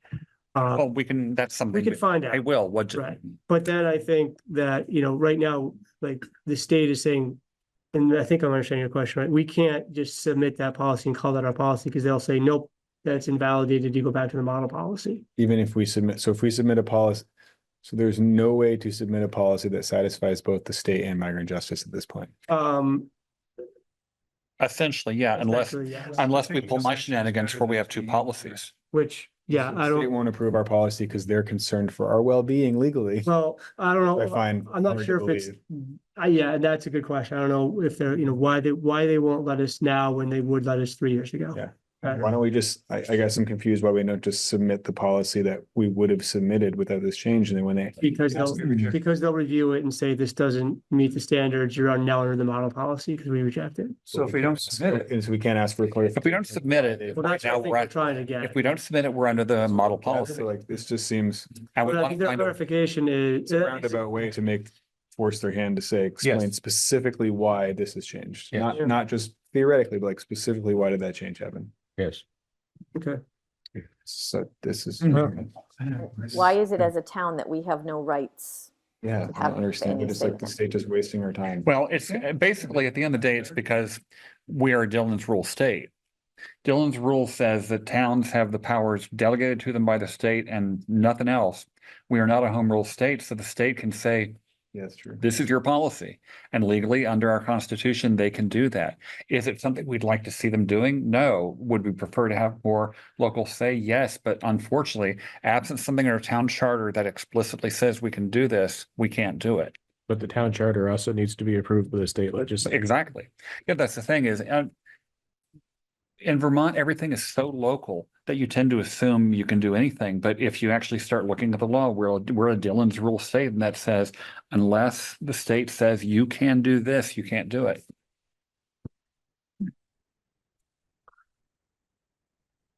Okay. Even if I much would prefer otherwise, obviously. Yeah, as would I. Because the current policy is not just and restricted justice. Yeah, like one parenthesis fraction of a sentence kind of undermines the core principle of the entire policy. Yeah. Whatever. Okay. Well, thank you, everybody. Can I just add something? Sorry, I can't Go seem, ahead. I don't know the button that shows to raise my hand.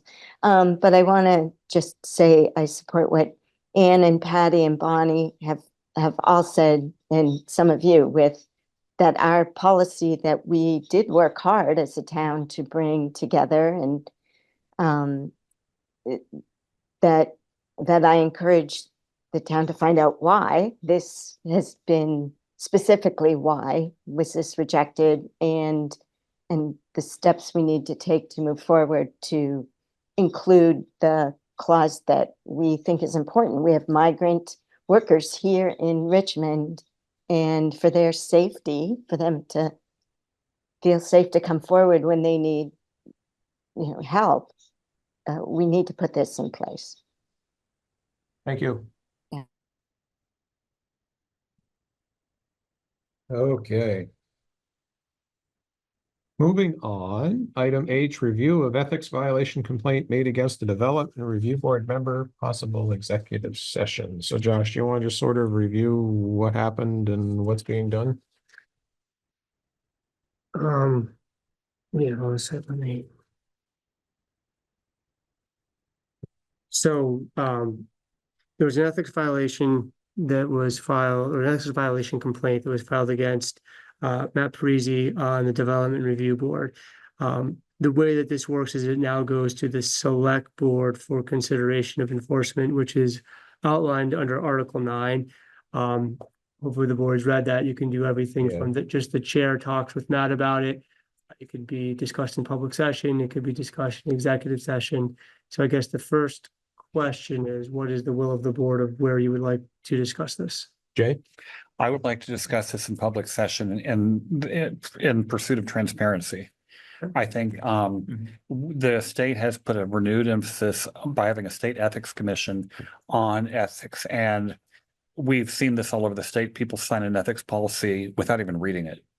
And I'm not saying that's exactly what's going on here, but I think the best way to talk about it is in public where questions can be asked. All right, so But I don't know if that's the will of the rest I of the agree board. with you 100%. That's it. So would you like me to give sort of an overview of what happened and then turn it back over to you? Sure. Okay. So essentially this goes to October 9th, 2024 Development Review Board meeting where Matt Parisi had an item before the board. He's also on the board and he did not follow a process to formally recuse himself as he was presenting his own site plan to the DRB. Why am I getting an echo? Somebody's not muted. Okay, so the complaint is that he should have followed the formal recusal process that is outlined in the ethics policy and a request to have the DRB rehear the subdivision application because it was not, the recusal process wasn't followed correctly. So the DRB has already set a time, or they're going to set a time to rehear the policies. They're taking proper steps to make sure that the recusal happens and they rehear the subdivision request. But now the ethics consideration is turned over to the board as far as like mostly focused on the recusal or lack thereof in this case. David? I'm chair of the DRB. Perhaps I made a mistake. Matt had never sat on the board before. When we sat at that hearing, his hearing was the first. He was not sitting at the table. He was here as the applicant. I guess I mistakenly assumed that he wasn't on the board and thus he didn't have to recuse himself. So I did not formally ask him to recuse himself. We heard the hearing and then the complaint came in. As Josh said, we reviewed it at the last DRB meeting the other day and voted to rewarn it and reopen it. We'll hear it again. And Josh has politely pointed out my error and we are now aware of that. I don't believe that there was any malice involved. Matt's application was actually fairly straightforward. And I just assumed that because he had never been on the board before and because he wasn't sitting at the table, that was enough. And now I've been counseled that I have to go further than that. So we will abide by the rules that are in place. David, question, was there action taken at that meeting then, based on? Yeah. What I'm hearing, okay, so will that action be undone? We approved his application. All right, will that application be, or that approval be rescinded, or what happens? We'll rehear Go it. back. We've voted to re-warn it and we'll rehear it and vote again. Okay, so it undoes the previous action and it, I can't Or tell does you it? that. okay. No approval letter was sent out. All right, well, that helps. If I could, John. Go ahead, Tyler. Yeah, so essentially, because we had not actually mailed out the decision, no formal action had actually been taken. David hadn't even signed it before we had gotten the ethics complaint and ethics violation. So how it kind of works is essentially it's as if the same hearing is still ongoing. So basically, by moving to reopen it, we're kind of coming out of, because we're quasi judicial body, we have this deliberative period where we can kind of meet, and have a quorum, essentially meet off the record as we deliberate and decide on an application.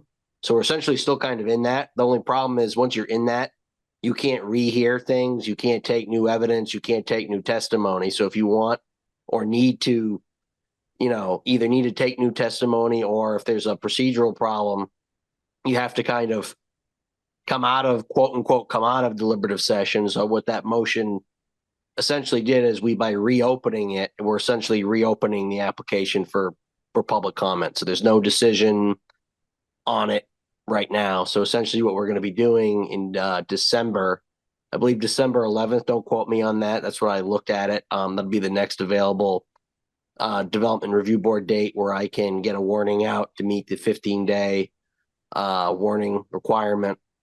And that's when we would be rehearing or taking more testimony on Matt's application. And I would rewarn all the abutting property owners. It'll be posted, the same way I post any DRB meeting in 3 locations around town. So all that stuff will be taken care of.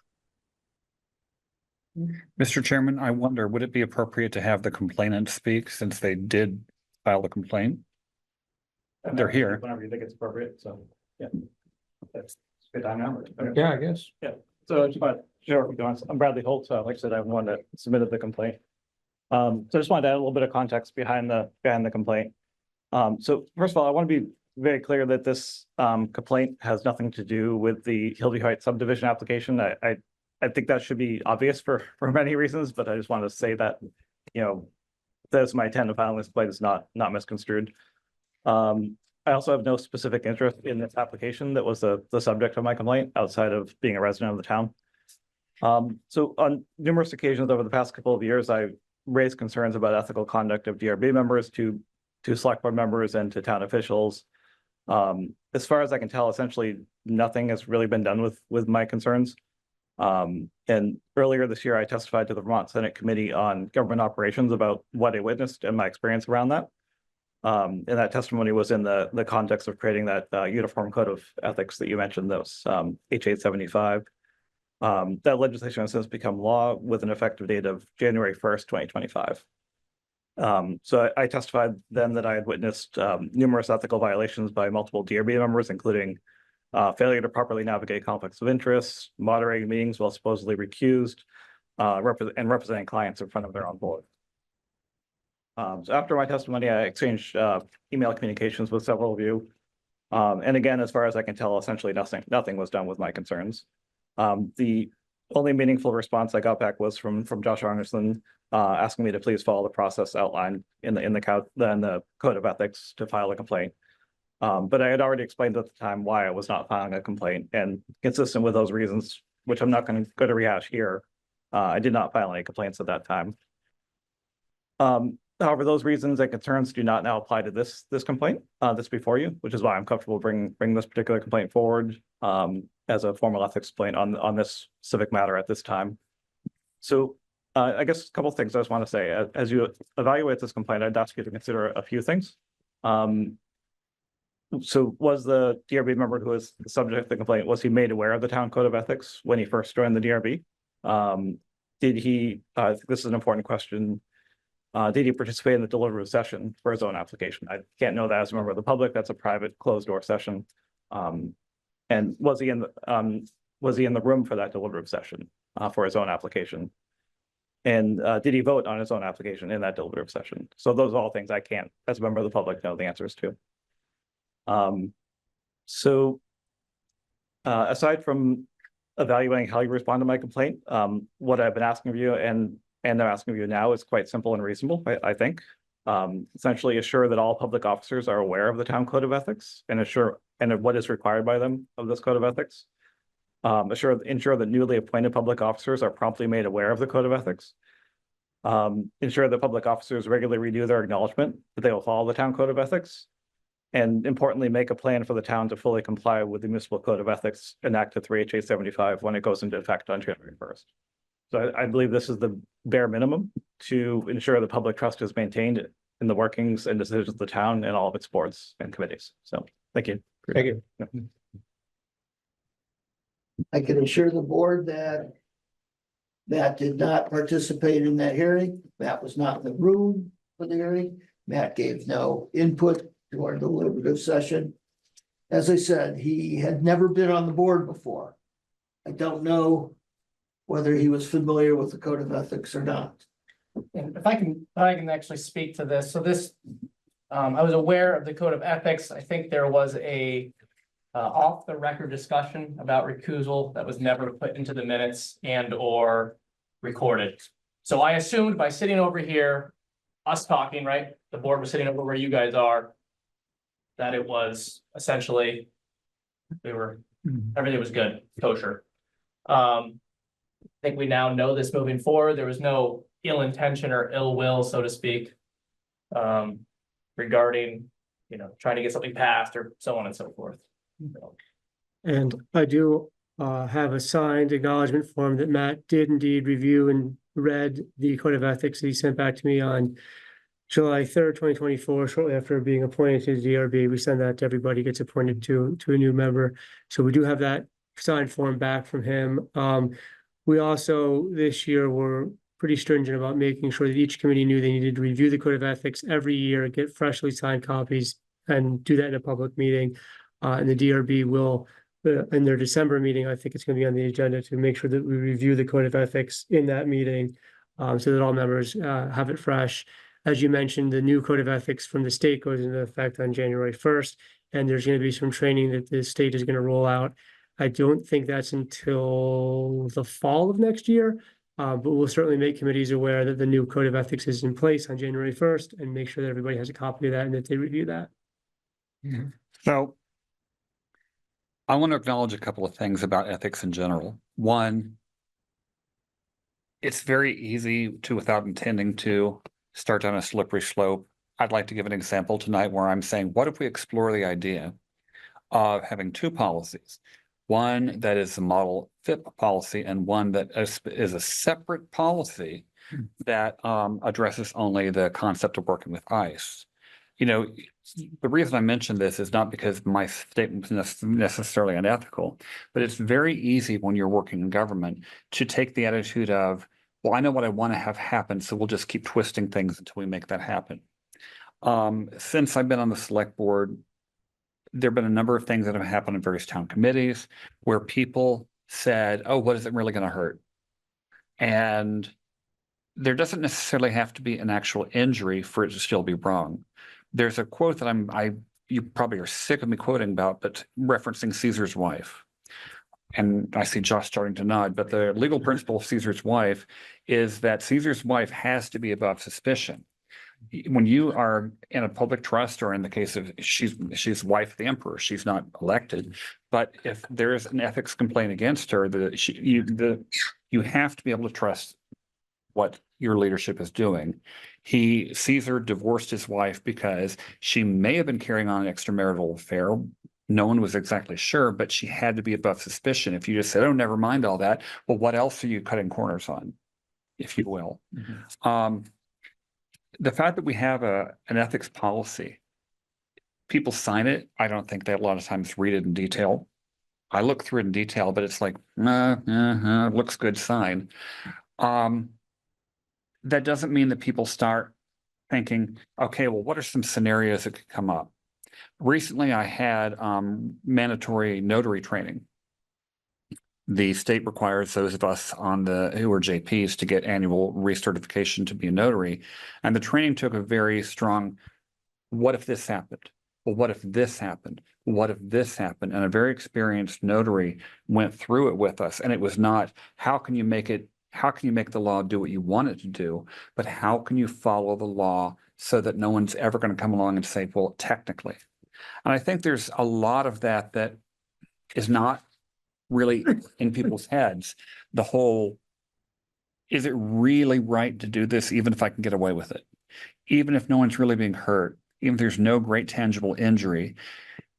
The problem is, if you start cutting corners, people start asking, well, what else are you cutting corners about? And that's the bedrock of any ethics policy.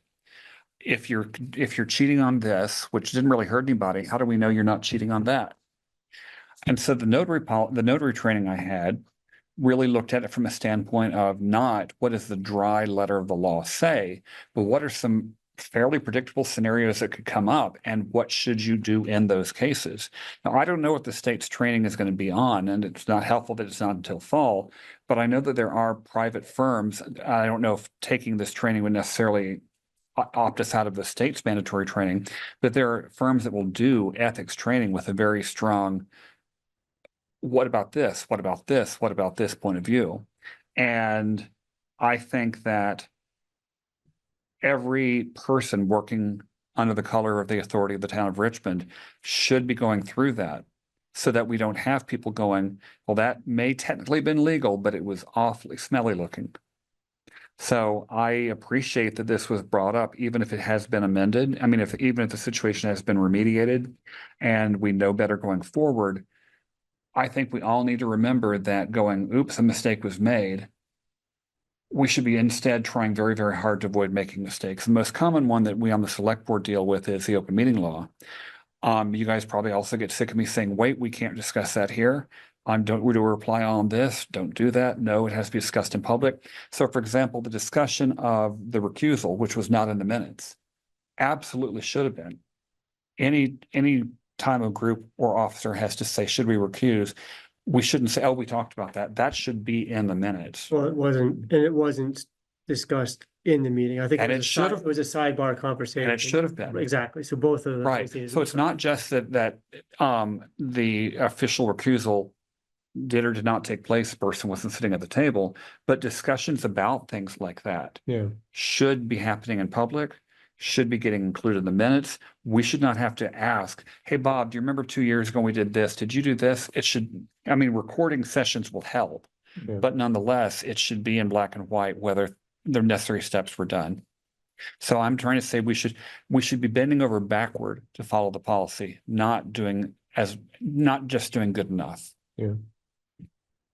Matt, I'm troubled that you signed the policy in July, but this went before the board in October. Yep.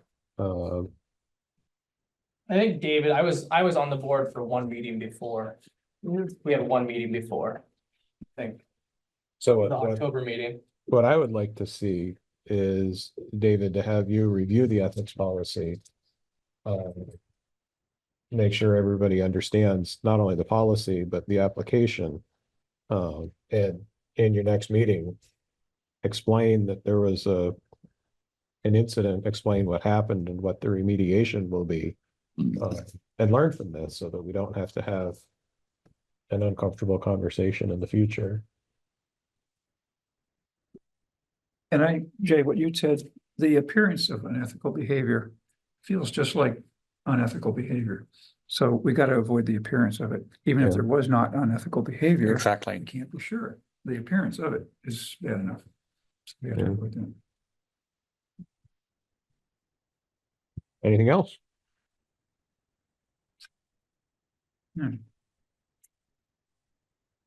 Is there a formal resolution that the board's going to come, the select board's going to make relative to the complaint in terms of or the Josh or? Right, I'd be interested if anybody, I'm not the chair, but what does the rest of the board think? Do we need a formal admonishment entered into a file somewhere? Are we satisfied that the actions taken by the DRB chair and members are sufficient? What do we think? I think with volunteers as staff, on these committees and so forth, a formal reprimand or whatever you might want to call it, I think is too much. If it happened again, we need more than a formal reprimand. But I'm pretty sure it won't happen again. So. Yeah, I guess I'm looking, from my perspective, I'd be looking more forward to how we prevent this from happening again and being a learning moment and have more than learning. I mean, learning is one thing, but actually enacting a formal ethics review and training program. And I think that will That's something go. we don't exactly have. Yeah, We're supposed to do that ourselves. We're given the text, we're given the sign and the time to do it. And I think that's obviously insufficient, Maybe not we're taking too because. much for granted. Yeah, and I think that, Bradley pointed out, there is a new uniform code of ethics statewide, and so it would make sense to coordinate that training with the rollout of that, but that's something that should happen annually, top to bottom for any committee that's quasi judicial or. I've worked in corporations where ethics, very similar thing. I mean, there's ethics dealing with each other with various departments and so forth, but we all publicly ascribed to doing it the right way. Here's the policy, we agreed to follow it and so forth. I'd argue it's more Then, critical in if our you don't- situation. Yeah. even than If you corporate. don't, it's pretty clear what your supervisor can do. I have to go through multiple times a year recertification on HIPAA because I work for a software company and you do too. I work for There's no software. wiggle room. Huh? There's no wiggle room. No, there's not. And it's very, this, and I have to be, we have, because they're healthcare, the Stark law, the federal kickbacks, I mean, there's a half dozen laws that we can not violate, or it means our company could be fined billions of dollars. And we could be fined civilly. Yeah. That's part of why I take this stuff so rigidly, because the best laid plans of mice and men, people think, oh, what harm does this cause? The next thing you know, we are in deep legal doo-doo. Well, the erosion of trust is the ultimate penalty for every organization. So for an action to take, Trust each other. Yeah. for an actual action to take to really roll this out, do we know what the state training program looks like? All I've Do we have seen any is that idea, or- it's gonna be, I think they'll have something rolled out by next fall. That Oh, they're wow. gonna- So it's a ways out but still. they're gonna mandate that town officials, and I'm not sure what that looks like as far as officials and staff, go to the training and become trained on that. Okay. So, So- and we had looked at training for our current policy, and could we bring in like VLCT or CCRPC? And at the time, they were like, there's gonna be a new policy coming up soon, so wait for that, then get their training. So is there Yeah. anything we can do in the medium term, I'll short tell you, term? there Or are some really good videos out there. There may be 15 minutes or so, and they put ourselves in the position, in the video, and you can can we see have every yourself. committee, like, I guess we can do this during a select board meeting too, or even if it's a special meeting or something, or it's at the end, so we're not wasting the public's time, but can we have every committee as a committee? Watch the videos and do the 15 minutes of stuff? Yeah, so I think that's where we were starting It's to go. not every individual, it's at least as a committee, and there's some consensus. Right, and I think that's where the conversation, because we were getting down there, like, what could we do? Like, is there separate videos or is there something like this? So the thought was, we sort of wanted to have something that was more around our policy specifically. And that's when we reached out to VLCT and they said, well, we could put something together for you, but pretty soon this new policy is coming out. So I think one thing we can definitely do is make sure that all committees get to policy in January, that they all review it like we did. Every committee was supposed to review it in the spring as part of an annual review process, so that they at least read through, make sure that it's on the record that that committee has seen the new policy, has signed the new form that says they've seen that, and then knows there's going to be training coming. That almost cracks me up. And ethics hasn't changed from day one. And Yeah. so we have a new video now. We have to wait for that. Well, I mean, I guess, if there's something that the board wants to endorse that says this is a great video that everybody should watch, then we could do that. Mhm. I just, I think we No, want I to make know sure that's that, our- I just want to make sure that we're following like what the current policy is and that I'm we're just getting. saying, for them to say that is kind of, yes. Well, I think if they're trying to train for like, if they put in key, if they have, 6 key points, they want to make sure that they're training on those 6 key points that are pertinent to Sure, the they state gotta ethics policy. check the boxes and so forth. But so again, if the board says, hey, this is an awesome video, everybody should watch it, we can watch it. It seems like But that- 90% of the issues we've had or more, it would be covered by the recusal and conflict of interest stuff, and then also open meeting law. Like those two things cover the vast majority of ethics issues that we're gonna have. But we need to put that question forefront in everybody's minds. If the public saw this after it was done, would they look at that and go, that's kind of phony, that's not really, I don't feel comfortable with that. If you don't think that something's ethically 100% on the up and up, you should stop and ask legal counsel or think twice and not just go, oh, what the heck? And there's still way too much, oh, what the heck? And I'm not pointing fingers at any one person or body. I just think in general, we say we're volunteers, potato, but the law is the law. Yeah. And that's a good explanation for why we made a mistake, but that's not a good explanation for why we're not learning from them and getting better at it. And so if we don't get better at it, we don't learn from it, then. There's a big difference between explaining something and excusing something. Yes. Like Jay said, it's a much better position to say, we need to have a conversation about this because rather than, oh, well, I did that because. That's just. I guess as far as what we're gonna. I do think we should see something come out of this, but I guess with the new policy being rolled out and all that and their timelines, I guess I'm not sure how we settle on something to come out of this. Yeah, for what it's worth, I've got quite a few videos on this. District of Columbia Municipal Government actually has a very interesting and informational set of videos called Ask Ms. Ethics. And you don't have to pay for them, but you don't have to look very hard to find good videos that really take that, well, what if this came up? Can I do that? Is that legal? Is that and by the way, something being legal does not make it ethical necessarily. They're not the same thing. Really? So we've asked the DRB chair to review the ethics policy with the developmental review board. We've asked the DRB chair to explain what happened at the next meeting.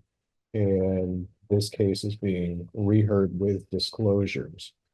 Do we feel we need any more follow-up or corrective action, or is the board happy with those stipulations? At this point, that's near term, that's sufficient, but I think each year, early January or early in the year, each year we re-sign the ethics policy individually.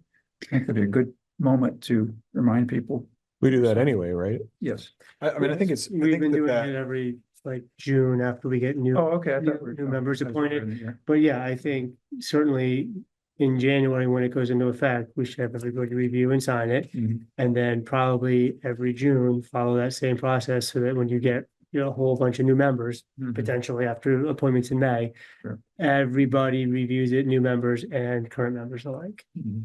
And follows the training that's going to be outlined by the state. So there's going to be a lot more attention paid with a lot more structure that's statewide. I mean, I know that, it's easy if you're doing something alone to blow past it, if it's in a meeting. I know it's stinks to waste time in a meeting on this, but for one time a year, if it's 15-30 minutes to review the ethics policy and go over it and discuss what articles, I mean, and there's articles, whether 4 through 7 in here. Yeah, 4 through 7 discuss recusal. It's only like one page, but if we discuss, okay, recusal, what does that look like? What is it? We know what it is. What does it physically look like? Like what steps need to be taken? Scenarios are a big. Yeah, that makes a much bigger difference than just, reading it. And like, we're all familiar with what recusal means, the word, but to actually read the policy and look at, points 4, 5, 6, and 7, and how you would implement those and why you would do that. Do a lot more. And it wouldn't take, I mean, I don't know what the new policy is going to look like. I can't imagine it'll be shorter than this one. Well, it couldn't take more than a half an hour to pretty thoroughly review it to the point that, everyone was on the same page and there was a chance to ask questions and hear perspectives. Maybe What less it's time. worth- I mean, the shorter it is, the more memorable it is, I think. So the bullet points are, can be boiled down. For what it's worth, what happened may have been a relatively, at the end of the day, remediated problem. But the reason we have an ethics commission now, when we didn't, is because Vermont was rated, guess what, out of 50 states in terms of ethics enforcement and ethics education, 50th. Because we're all community members. We all know each other. What's the worst that can happen? If you look on the Center for Public Integrity's website, we are doing a terrible job at a state level because we're like, oh, we're all just neighbors. Don't we trust each other? It's something across the state at every level we need to be taken more seriously.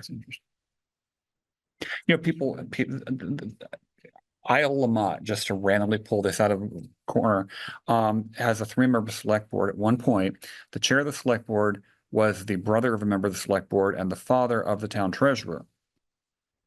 And the town treasurer was embezzling the town blind. But when you ask them about it, like, why are you being so paranoid? Can't you trust us? We're your neighbors. And that's why embezzling, we have more embezzling here in the state of Vermont per capita than any other state in the country, because can't we just trust each other? So we really need to stop this. And well, what was President Reagan's old quote about? Exactly. I will now get down off my moral high horse for the night. So when the new policy rolls out, we can review that in committee before the formal training's out. And then once we have a formal training, we should do that in committee. I think that the fact that we're dedicate committee's time to it in committee to do it is an indication of how seriously we take it. and how much we want to reemphasize it, asking everyone to do it individually.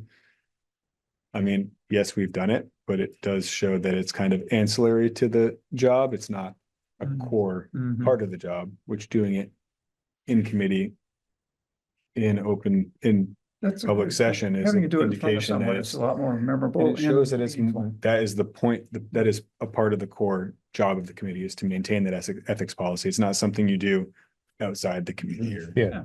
So. Does that, I know that this is kind of like a weird series of events with a new policy and trainings and all that, but does that sound reasonable? So I think, I appreciate you talking through this, and I've been listening here and sort of taking mental notes, and I think, I appreciate everything you've talked about. I don't want to, I think ultimately you have to decide what makes sense for you. I would say, I think it makes sense for someone to take a look at the new municipal code of ethics. It's actually not super long. So I think if somebody would take a look at that, it would probably be good. There are a few requirements that go into effect on January 1st. Technically, I think everyone has to follow that on January 1st, but I think you're supposed to post it to the town website too, or something like that. I know Christina Sivert from the Ethics Commission, she'd probably be pretty helpful if you had questions. I'm sure she could be a resource too, in terms of sort of what she would recommend best practices in this space between being required to do something, but not having training on how to do that. Yeah, that is a little tricky short term, but. So I'm sure she'd be helpful in terms of like what guidance could be useful there. So I'd definitely encourage you to someone, probably Josh, to reach out to her and ask her what. And there's no reason we can't post that. I mean, that policy is public now. We can't post it. There's no reason we can't post it and or review it ahead of time, because theoretically we should be trained on it before we have to follow it, not the day we have to. Yeah.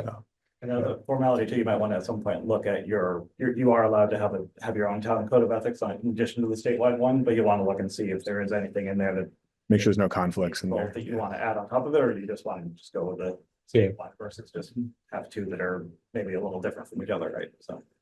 But I think in this specific situation, I mean, like acutely with that and stuff, seems like it's kind of like a huge oversight. And I think they're gonna fix this specific problem.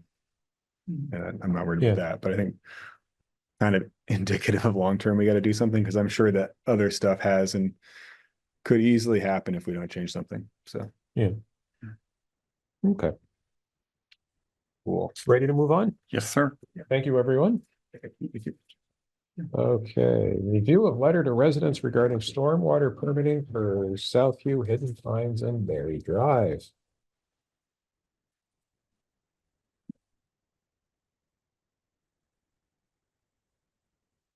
Are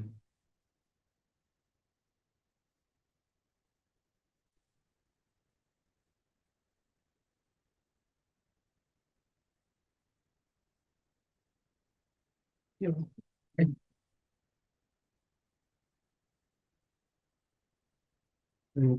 gonna go? Or you gonna go? Were you gonna bring up the letter? Yeah, sure. Just didn't know where you wanted to go to next.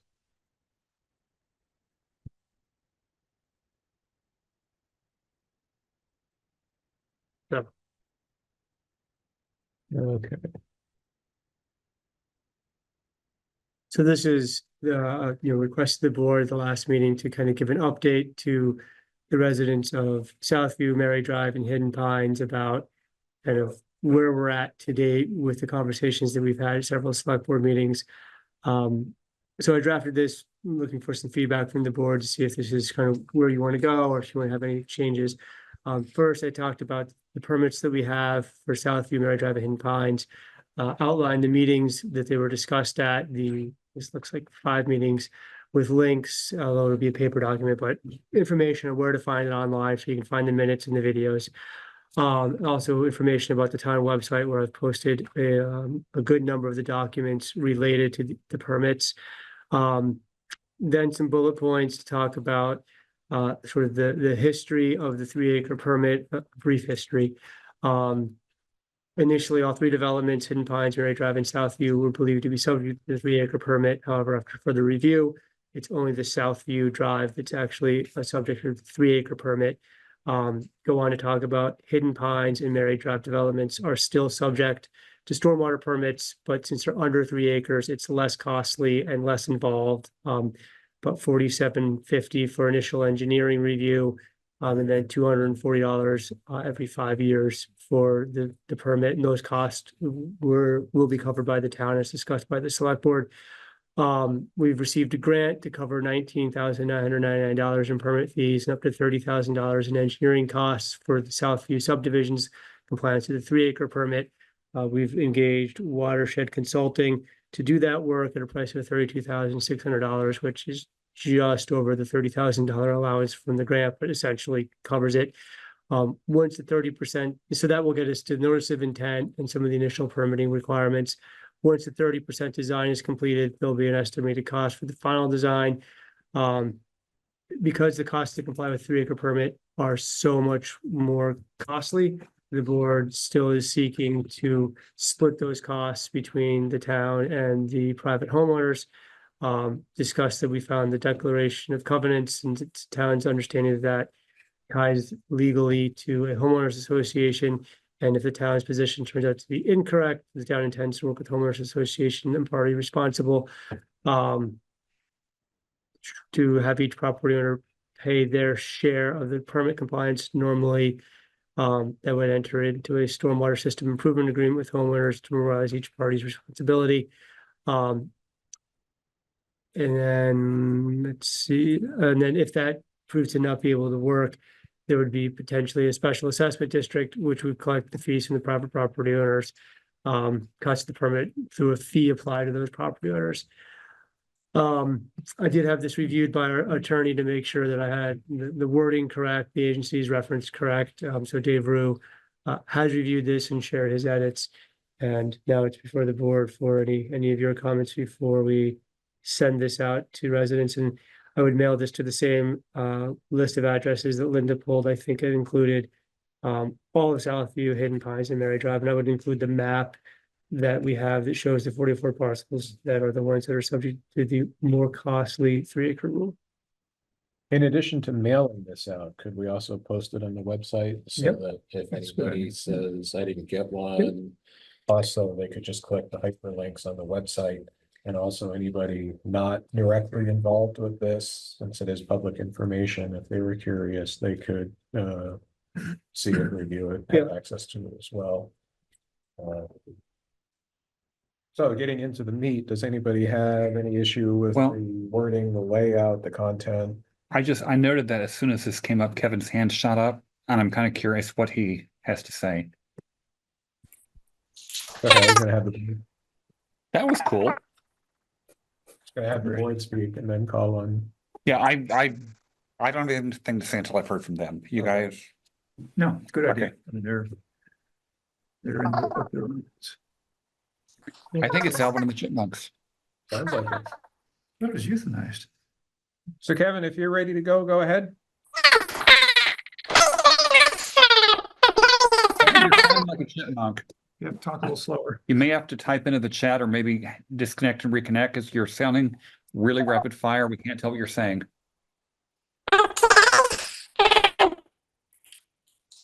Bad connection of some sort. Your audio is totally scrambled. So Kevin, Kevin, you may go want ahead to and put your question in the chat. Yeah. In the meantime, we'll go to Douglas. Thanks. Can you hear me okay? Yes. Okay, it just minor edit in the last paragraph where it talks about the fair pro rata share.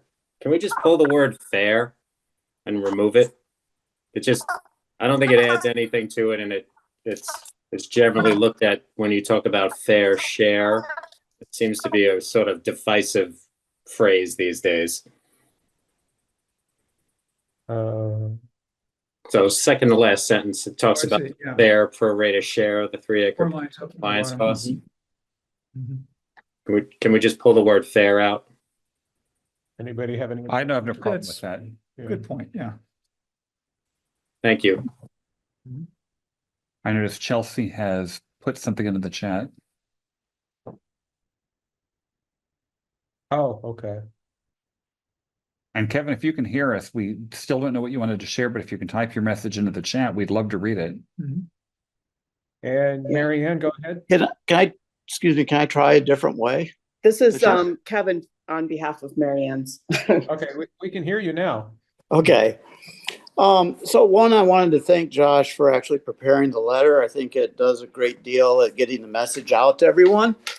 The one thing that I thought there could be a better clarification on is Southview is, and from what I've heard from all the dialogue, is actually multiple developments in here with multiple permits. And I don't think the letter truly captures all those variations out there. And I know there's a map and all that, but there could be a slight reference to say that they acknowledge this fact. More than hidden, so it's sort of that north section in the Governor Right. Bradford section. Or Bradford. Yes. Yeah, I guess I'm not, I mean, I understand Bradford Terrace is covered under its own permit that doesn't involve the town, because I think that's also not a town road.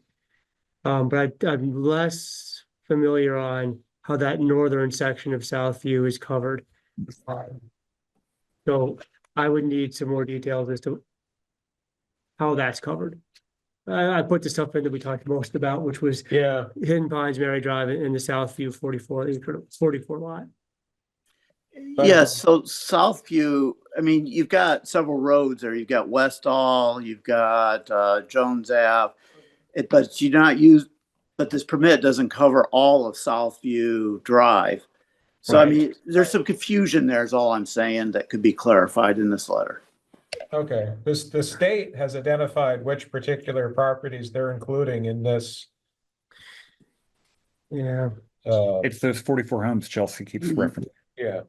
And I can include the map, and maybe I'll make a note, just because I don't want to speak about the other properties, 'cause I'm not as well versed on their stormwater permits. Maybe say that but when I get into the section about well, maybe when I get in the section about Southview, I'll reference a map. Yeah. And I'll say it's only these 44 parcels. Parcels that are on Southview, that are outside of that map, are not subject to the permit, and leave it at that, because I don't have much more detail to provide on that. Does that work? Okay. I think that's a good step towards clarifying the issue, yes. No, yeah, thanks. I just don't, I appreciate it. I just don't want to speak on something that I don't know a lot about. But yeah, I think that clarification is important, so thanks for bringing it up. Okay, thank you.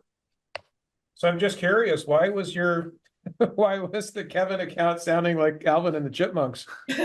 I don't know. I'd have to probably reboot my computer or something like that. But okay. anyways, don't want to distract this meeting Experience for on that. Zoom. We hadn't seen that before.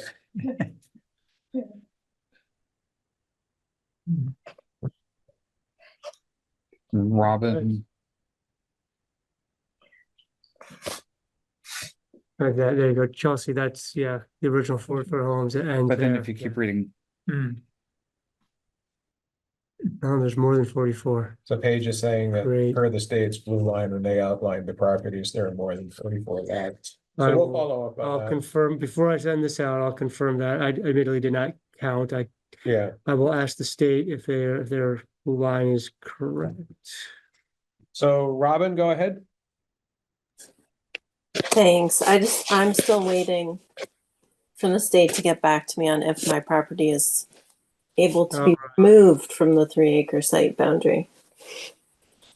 Yeah, I think yours is the property that they've referenced to me where they say there is still one that they're researching, because they note that there's 43 plus 1. So yeah.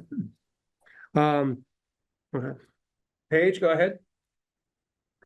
I have a spreadsheet and I think there's actually 46, but I can double check that. The other thing I'd like to point out is in all of the information I've read, and I actually listened to that really long 3-hour meeting again, the state seems to be very confused about what is Southview North and Southview Middle. I don't think they still have an understanding of it. In the 3-hour meeting from, I think it was 9/24, they talk about Southview North, and it was built after the main part of Southview, and that's actually incorrect. So I don't know if there's somebody I should get that information to, but I think they don't have all the correct information, and I think they're making decisions on this based on incorrect information. you know, I don't know if I should come down and meet with Josh or just email you what I have, but basically Southview North was built at the very top of Southview Drive. It has a different Act 250 permit than the rest of Southview. It originally could only be accessed through Hidden Pines, and the road from the Joan Ave Westall intersection up to that area of Southview North, there was no road there.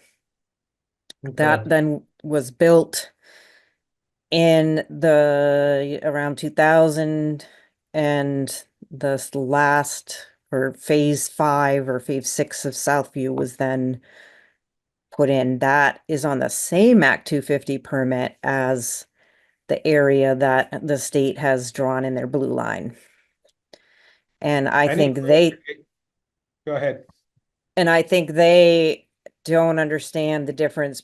I think in some of the documents they talk about, do things need stormwater permits, and they list addresses and they keep changing those address ranges, and I think they really don't have all the correct information. Any clarification to and from the state would be good, because I agree, this whole thing is rather arbitrary and confusing to nicely. I just don't know who the best contact would be through the state to get that clarification and two-way dialogue. Yeah, well, we asked it when I re-listened to the meeting, we asked it about 3 times and they avoided answering it.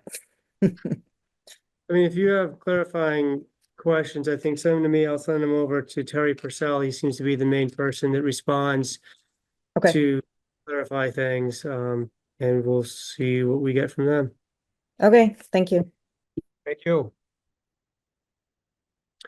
Kevin, did you still have your hand raised?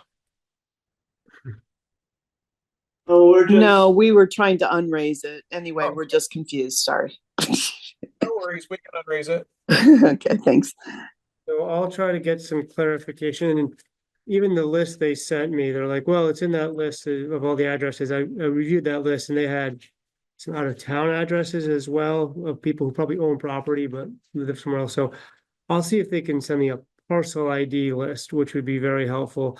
It's going to take some time to grab some of those things, so I'm not going to have this finalized super quick, but as soon as I get that information from them and finalize the map and strike the word fair, I will and change the information about North. I'll get this out, but it just might take some time to confirm the actual parcel IDs, because I've asked before and the answer's not been fully satisfying.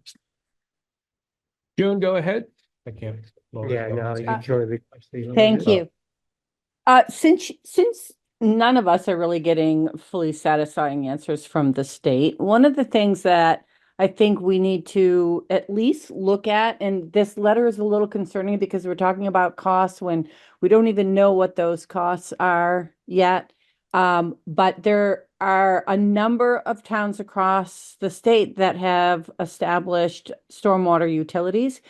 Because the fact of the matter is this is a statewide issue. It's not like certain neighborhoods, or, you know, if you look at the village is probably more than 3 acres of impervious surface, but it's not counted in how they're looking at this.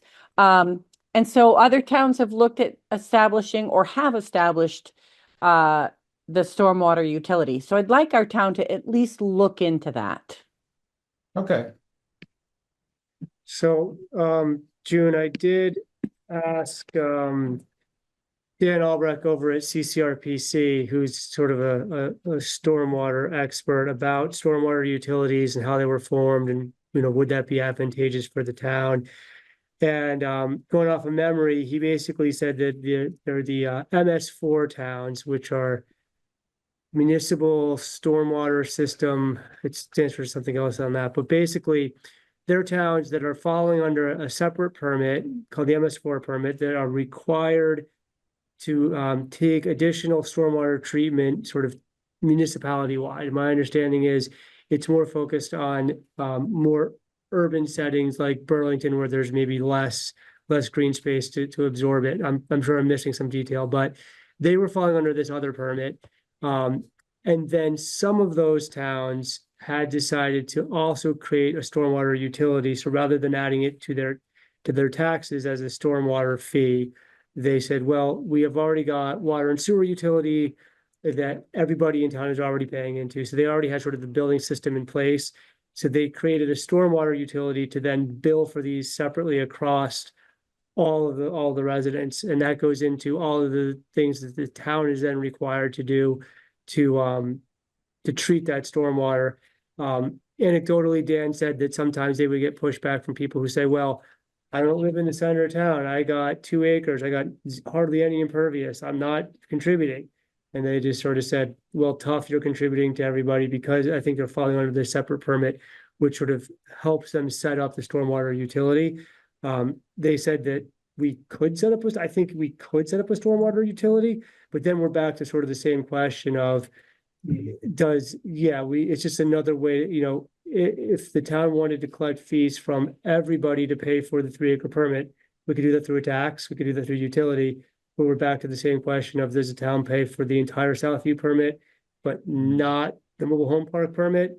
I think it's just another way to collect money is what I got of it after my conversation with Dan, that brings us back to that same central question. Yeah, and I think the bigger question is equity, and I think that's what we need to be paying attention to. And the state needs to answer that question. I'm not saying the town is responsible for answering that question, because this is a statewide issue and water flows downhill. It's not just coming from Southview. Okay, thanks, June. Thank you. Anything else? You got one more up there. Oh, go ahead, Paige. Yeah. Hi, thanks.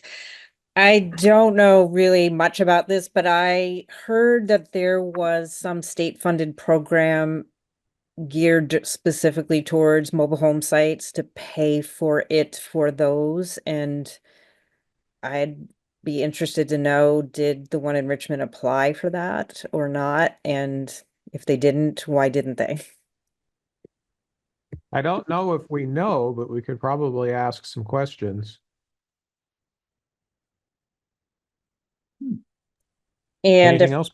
Yeah, and I guess if they, chose to fund mobile home parks, which I understand if it's, a lower income situation, but it seems a little inequitable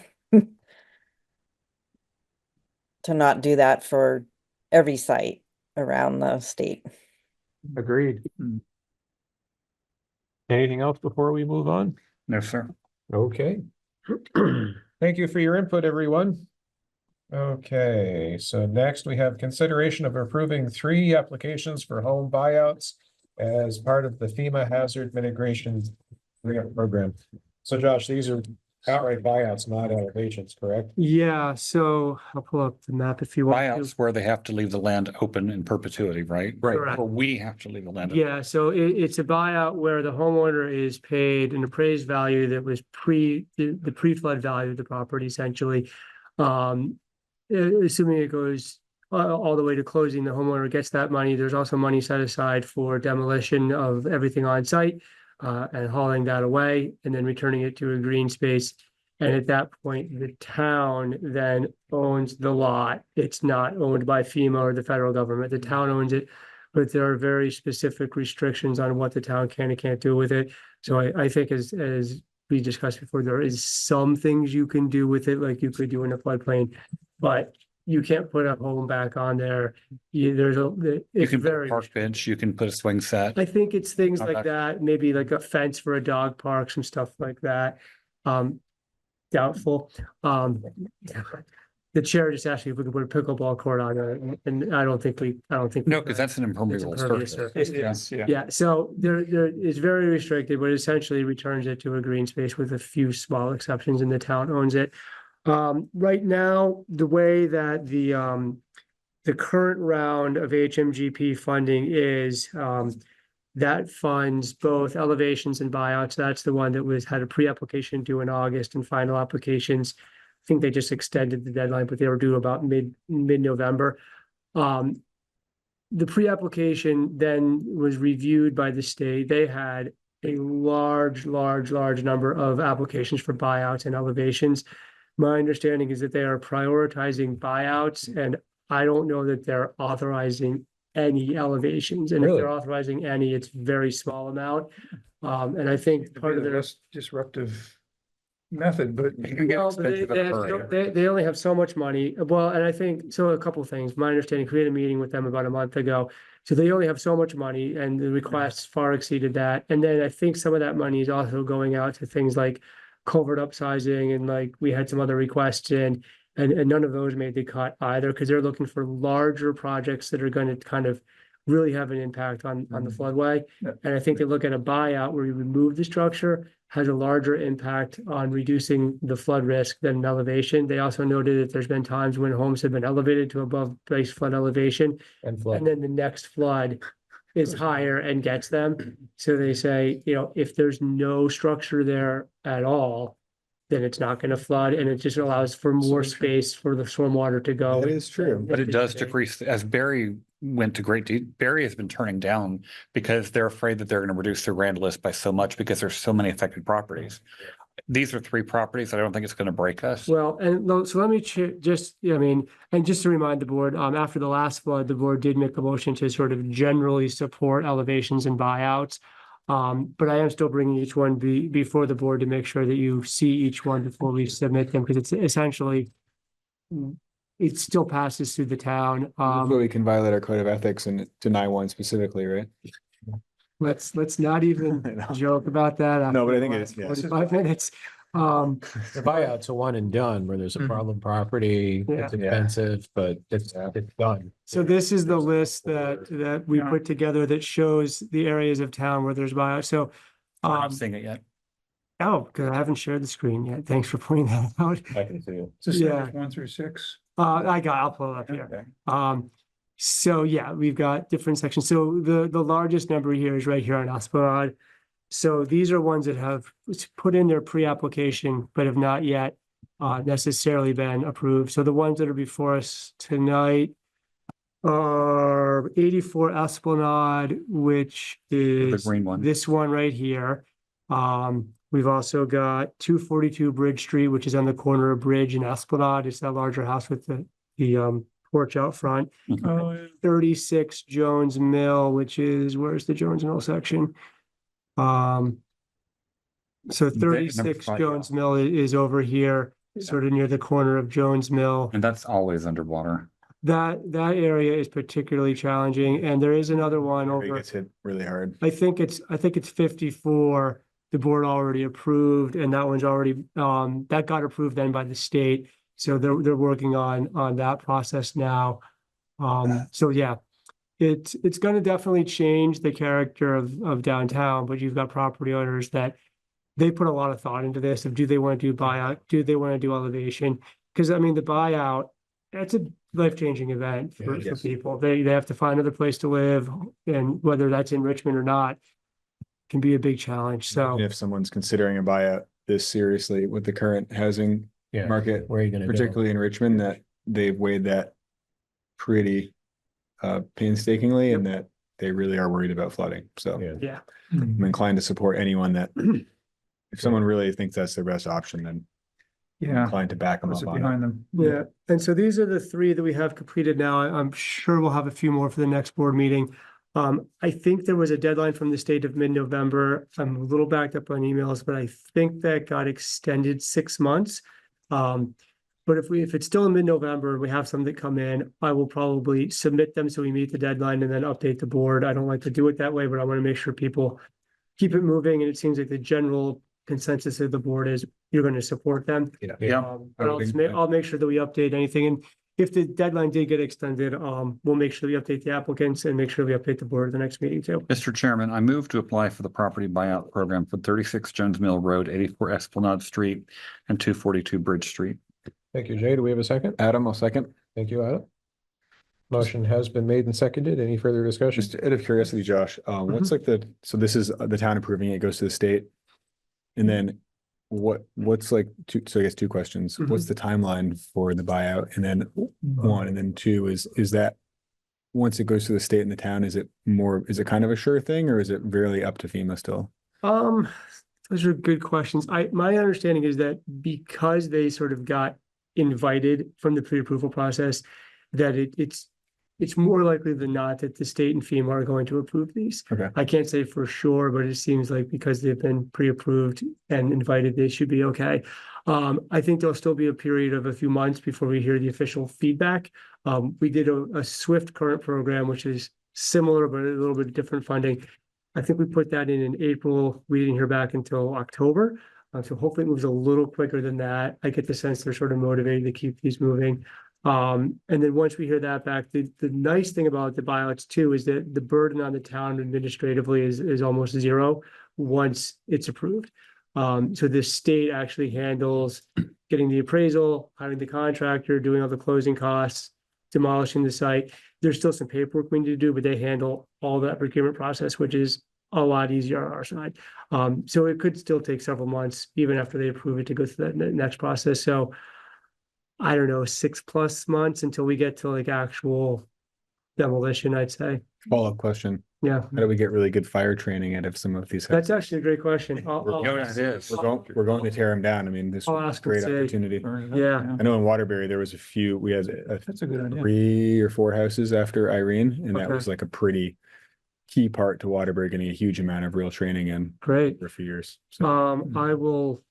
fortunately, we didn't have that during Irene, but I might as well take advantage. Williston donated some houses to the fire department too. So, I mean, this is not great for anyone, but it might as well get Mhm. some training out of it. Yeah, if it's gonna get torn down anyway, and the homeowners already agreed to that, then as long as you guys can, yeah, I'll ask if they can do it, because I think that would be great. Josh, question, is there any discussion ongoing about the changes that were made to drainage around interstate? Oh, sorry. Oh, like the culvert that goes underneath by, Yeah. the Richmond Land Trust? We don't have that much time for discussion. Yeah, so no, I mean, I haven't followed that really closely, because it's really been between the land trust and the state, and I Okay. think maybe the Reaps and the Fars is sort of abutting property owners there. My understanding is that it ended up in the most recent flood going back to the channel, that it Oh, I was. didn't know that. Yeah, I think it moved again. As far as field doesn't flood. Found its way. Yeah, so I don't, I think Jim Feinson would know a lot more than I do, because he's been following that. Yeah. I have to I take a just, field trip tomorrow. I just don't know. What's that? I have to take a field trip tomorrow. Oh, okay. Field trip. There you go. What is Chelsea? Oh, tough motion, I think so. Okay, what is this? Sorry. Habitat for Humanity organizations are gleaning anything from these sites. From the building. Are these, Chelsea, is your question about the buyouts? That makes sense. Assume it is. I think most of these, I think one of these, the person may not be living in anymore, but, at least 2 of these, there's currently people living. So they would take their things. Things like doors and toilets and. Oh, is that what you're thinking? Oh, okay, like building materials. I'll ask if there's anything salvageable for building a new home. Yeah, like the Restore in Williston, they Yeah. do a lot of that. Yeah. Yeah, other than, I was thinking couches and stuff, but no, doors, windows, that type of stuff, then maybe there's a Absolutely. way to reuse it. Plumbing, Plumbing, copper pipes, toilets. yeah. Reuse it for some things. Yeah, okay, perfect. Thank you, Chelsea. I will ask what their process is. Maybe they already do it, or if they don't, maybe we can ask them to. Okay. Building material. Okay. Did you guys already move and approve? Not approved. No, I made the voted. motion, we haven't voted. Okay. Calling the motion to a vote, please. Say aye. Identify yourself and signify your vote. Alicia, aye. Adam, I. David, aye. Next is consideration of approving an access permit for 156 Wortham Road. The access currently exists. The application is to allow the existing access to provide access to a second home. Road foreman Pete Foreman has approved this permit with the Road stipulation. foreman Pete Foreman. Road foreman Pete Goslin. That was not a typo. As a Just first. testing us. This permit with the stipulation that the driveway be widened to meet public improvement standards. The application is included in the packet. And there's a draft motion in the memo. I looked at the application, looks pretty straightforward. I'm happy with the sightlines and everything, so Yeah, and it's all existing sightlines. seems like very straightforward. It's really So- just adding a home and widening it a little bit. Yeah, cool. I move to approve access permit number 2024-04 at 156 Wortham Road. This is Shay, I'll second. Thank you, Adam. Thank you, Jay. Any further discussion? Hearing none, calling a motion to a vote, please identify yourself and signify your vote. Jay, aye. Lisa, I. Adam, I. David, I. Motion carries. Okay, next is consideration of entering into an agreement with NEMRC for a fiscal year 25 assessor services contract. So Richmond went out to an RFP for assessor services for fiscal year 24. The request for proposals was posted and also sent directly to 6 firms. The only bid received was from NEMRC. We did not go back out to bid for fiscal year 25, and NEMRC has continued to provide these services as fiscal year 25 started on July 1st. We need to sign a new agreement with NEMRC for fiscal year 25. They do not provide a lump sum for the work.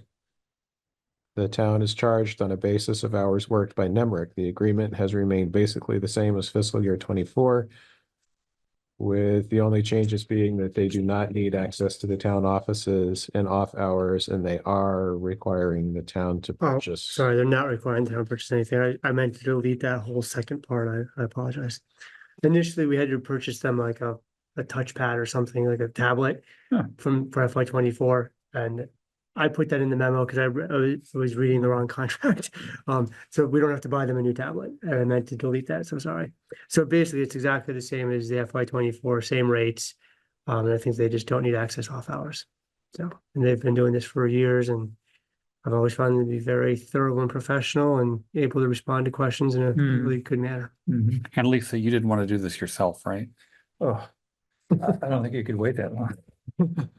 There is a draft motion in the packet. Mr. Chairman, oh, go ahead. Alan, you do it. Okay, you were further along than I was. I got a word chairman out. You can do it. Yeah, I got, I move to approve entering into an agreement with NEMRC for assessor services for FY 25. Thank you, Adam. Do we have a second? Thank you, Lisa. Any further discussion? Hearing none, calling the motion to a vote, please identify yourself and signify your vote. Jay, aye. Lisa, I. Adam, I. David, I. Discussion of invitation to Biofinder training. This invitation from the Richmond Conservation Commission Chair Judy Rosovsky is included in the packet. If any select board member is interested in attending, please reach out to Judy to sign up. And Judy's here to speak about it too. Hey, Judy. Did you want to speak to this? Just to say it's a really useful training for people who aren't familiar with GIS and want to utilize this tool. It's got a lot of information, very helpful for planning and select boards and decision making that where you need to know what you're up against or looking at. Also, Jens is a great dynamic speaker, so he's always great to work with. Thank you. So this would be useful for mapping out salamander migration corridors and stuff like that? Totally. Now, is this the tool you guys used when you were doing that? Well, we're gonna use it now that we've gotten some data to plug in there. Okay. But you know, like if you're trying to figure out like where in Richmond could we put houses that are above the floodplain that aren't going to have other obstacles to development.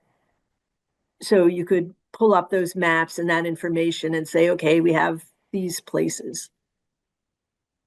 Okay, and if you wanted to live really close to a very noisy frog pond, it could tell us that. Totally. Well, Awesome. the problem is, you know, this is sort of state level data, and so they have some information. And so the town can help improve and build these maps by adding in things that we think are important to put on there. But it's just a useful tool for any board to answer or ask questions and get answers. Okay. So we're hoping some of you might want to participate. Judy, when the next town plan iteration is getting worked on, that might be a really useful few pages of new data. Absolutely, it would be terrific. Also, Jens is an incredible resource for, you know, all things wildlife related. So, but yes, for the town plan, it will be a really useful tool. It has historic information. I mean, we could go to the training and find out what it has to offer, actually. So Judy, I'm very interested in doing this. I think it sounds like a really great skill for all of us to have, especially as our town plan comes through. Do you need a heads up if we want to join it now or later, or what would be helpful? Or do you want us to individually? What's the best? Jens would like this limited to 20 participants, and obviously I would urge us to allow as many select board members as want to attend. Town planners, planning commission, you know, we're trying to invite everybody and just see this. The thought was to do a train the trainers. So have each, you know, I haven't heard from anybody yet, and we have put out one invitation. So at this point, I'm like, if all of you want to come, great. But now that I know that you're interested, you know, we can kind of build that into our planning of who else gets to come. I'm interested. Has the ACFC had this shared with them? They have, yep.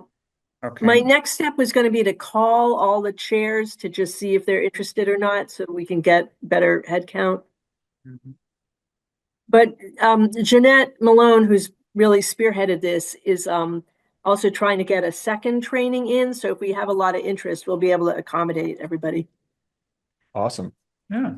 I'm so psyched you guys are interested. Oh yeah. It's all about the frogs. Yeah, it is. More of a red And maybe you guys will join us for our next Save Our Newts Salamanders are effort. great. Nostalgia from being poor and finding as many as possible and being told that they have to stay outside or they will die. Oh my Thank you, God, Judy. thank you. Thank you. Sam, go ahead. Yeah, I thought I would just chime in and also mention that it can be good for determining where higher priority forest blocks are. And I think there's also layers for things like migration corridors and whatnot. So I think it could be a useful tool for potentially looking at what land should or should not be, you know, developed. And I'm not really aware of what that process looks like in the town, you know, but if the town is continuing to develop housing plans and whatnot, it might be useful to help strategize. Well, here's somewhere we know there's a wildlife corridor, or it's connected to a forest block. And I think it's just going to help raise awareness about how to do some of that development responsibly. So I really do think it's an important resource for many different committees and commissions in the town. Josh, you know, some of these buyouts we're doing are in wet areas, and We can migrate, locate the frogs there. exactly, we'll put a big fence around it. They can't get out. Sprays them. Big fence. Well, I think it would have to be a really small fence. Shovel it. Or they'd have to get a, yeah, small fence. Tall, but small. All right. Are we ready to move on to approval of minutes, warrants, and purchase orders? Actually, Judy, there's a question in the chat if it's open to the public. I'm assuming because it's limited to 20, it's sort of not just a public training. It's more let's get committees involved. Right. And again, we're trying to train the trainers. So the first round would be more emphasis on the town committees. But like I said, we haven't heard from anybody yet after our first invitation, except now with the select board. So if Chelsea is interested, if you, I'm not sure how you can, I guess you could just contact me. Do you know my email? It should be on the, sorry, I'm spacing. Why don't you contact Josh, Chelsea, and then I can keep him updated on how many spots are available. Does that work for you, Josh? Yeah, I might just connect you and Chelsea directly so that you two can stay in touch. Judy, I'm going to ask a non-stupid question for a change. Is there an official certification or, you know, status for being a trainer on this so that, you know, if we get somebody officially, you know, registered as a trainer, they can train as many as we want? Sure, I can look into doing that. I think that's a really great idea. Well, the reason I ask is because I am a professional trainer and I train on a lot of things, and I know what it's like to have somebody who is trained in how to train people. Right. We wanted to get as many people as possible. Having our own certified trainer or trainers would be a good idea. Yeah, I think that's a great idea. I will talk to Jeanette and Jens about that. Not promising anything, but I can throw it out there. Thank you, Thanks, Judy.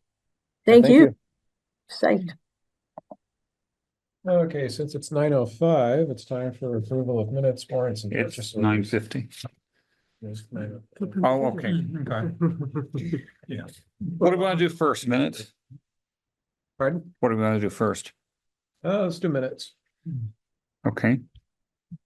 What was the date of our last meeting? I forget. October 21st. Mr. Chairman, I move we approve the minutes of the October 21st meeting. Please, I'll second. Thank you, Jay. Thank you, Lisa. Any edits need to be made, or is the draft okay to approve as is? I like it. I'm fine with it. Okay, motion is to approve the minutes of the October 21st select board meeting. Please identify yourself and signify your vote. J.I. Lisa, aye.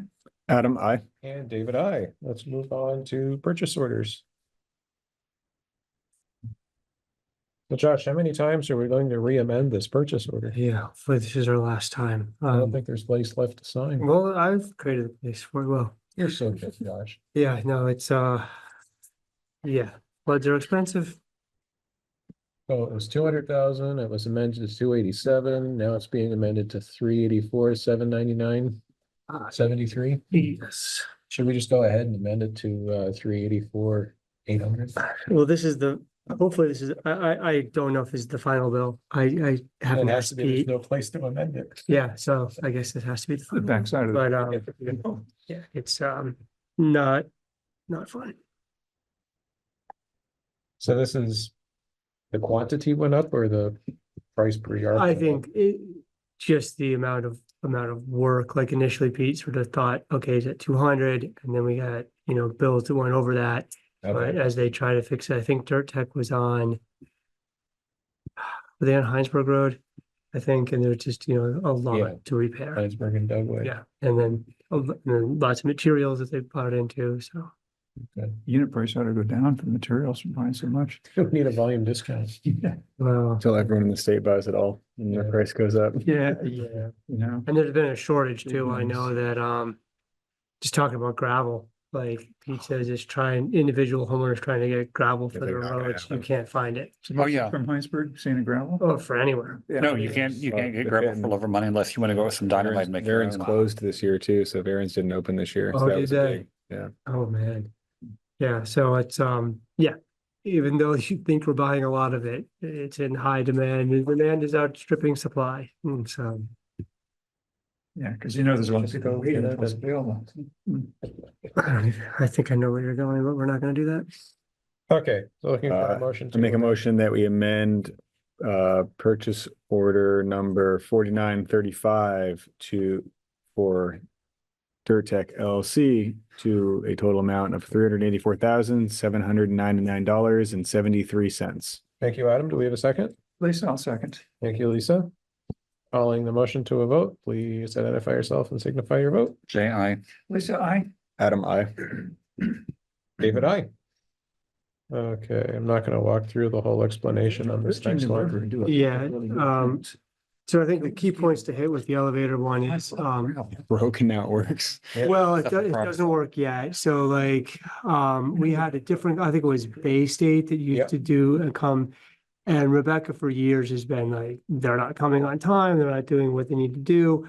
So we've switched to Alpha and we've had some issues with it. And they came and said, well, the oil hasn't been changed in like, I think it was oil.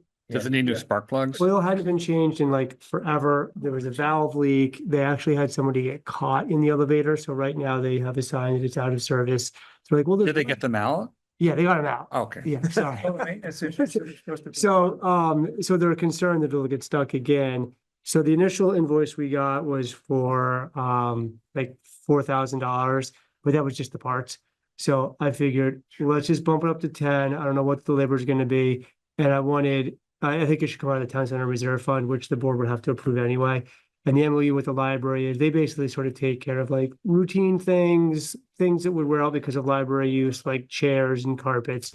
But when you get into larger replacements of like HVAC, ADA compliance, elevators, like they do the inspections and they kind of manage that smaller cost.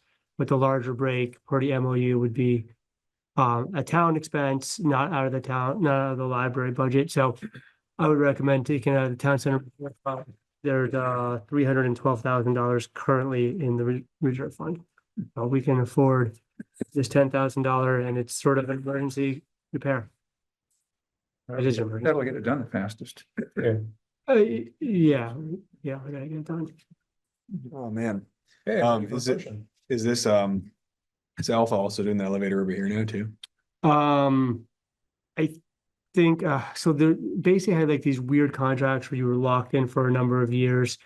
You seem like you're aware of this. Yeah, I've done a bunch of elevators at Bay State, and it's they can be real hit or miss depending on how it goes. And I think Duncan was looking into it, but I have to follow back up and see. I know Rebecca was like on them, like and like finding like loopholes, and she was all over it. But I'll follow up to make sure that we don't end up in a similar situation. I mean, I guess if we can switch over to have one coherent company, It'd be a lot easier. If we're contractually obligated not to, then I guess we can, but Money. Cool. I make a motion that we approve a purchase order 5081 for amount not to exceed $10,000 for elevator repair to the Alpha Elevator Company. Thank you, Adam. Do we have a second? Lisa, I'll second. Thank you, Lisa. Calling the motion to a vote, please identify yourself and signify your vote. Jay, aye. Lisa, aye. Adam, aye. David, aye. Warrants. I move we accept them. Thank you, Jay. I'll second that. Thank you, Lisa. Calling the motion to a vote, please identify yourself and signify your vote. Jay, aye. Lisa, aye. Adam, aye. David, aye. And we have an executive session possibility. And Mr. Chairman, since the executive session topic does not call on us to take any action, and we may have all had a chance to read it, I'm wondering if we strictly speaking need to take the executive session. Has everybody read the memo about it? Yeah. Does anybody have any questions? No. Can we just skip it? By me. I mean, it's more of a heads up at this point than anything. Yeah. Okay, I vote we skip it. Okay. Do you guys want to do? Second that. Well, it's not a motion, but. We have Yeah, items I'll for vote next to. agenda. Yeah, we still do that. So ethics is going to come back around. Maybe we may not have an update for next agenda though. Probably an update on the 3-acre stormwater. Right. Probably an update on buyouts. I don't know whether Vermont will be seceding from the cut. No, we'll not go there. Well, we may want to do like an election update and thank you for the local poll workers, that type of thing. In all seriousness, there's probably a good. I mean, don't we want to wait and make sure it goes smoothly before we thank him? That's a good point. Yeah, I did. Marshall seems confident when I talked to him today, but we don't want to get cart before the horse. Anything's possible. When I was drafting this agenda, I wrote, thanks for a fun Halloween on It like, wasn't Halloween. on like October 28th. And I was like, man, I hope it's fun. Just lightning and downpours. Like, But yeah, I think there'll be follow-up from election, follow-up from the special town meeting on Saturday, which I hope we'll all be there. I will not be. Oh, that's right, you're on your boat. My boat. Yeah. It's your boat for the week. I move we adjourn. Oh, wait, okay, I guess we're out. Oh, Are we ready? Second. I'm in favor of adjournment. Please signify your vote by saying aye. Aye. Aye. Aye. We are adjourned at There you go. 9:59.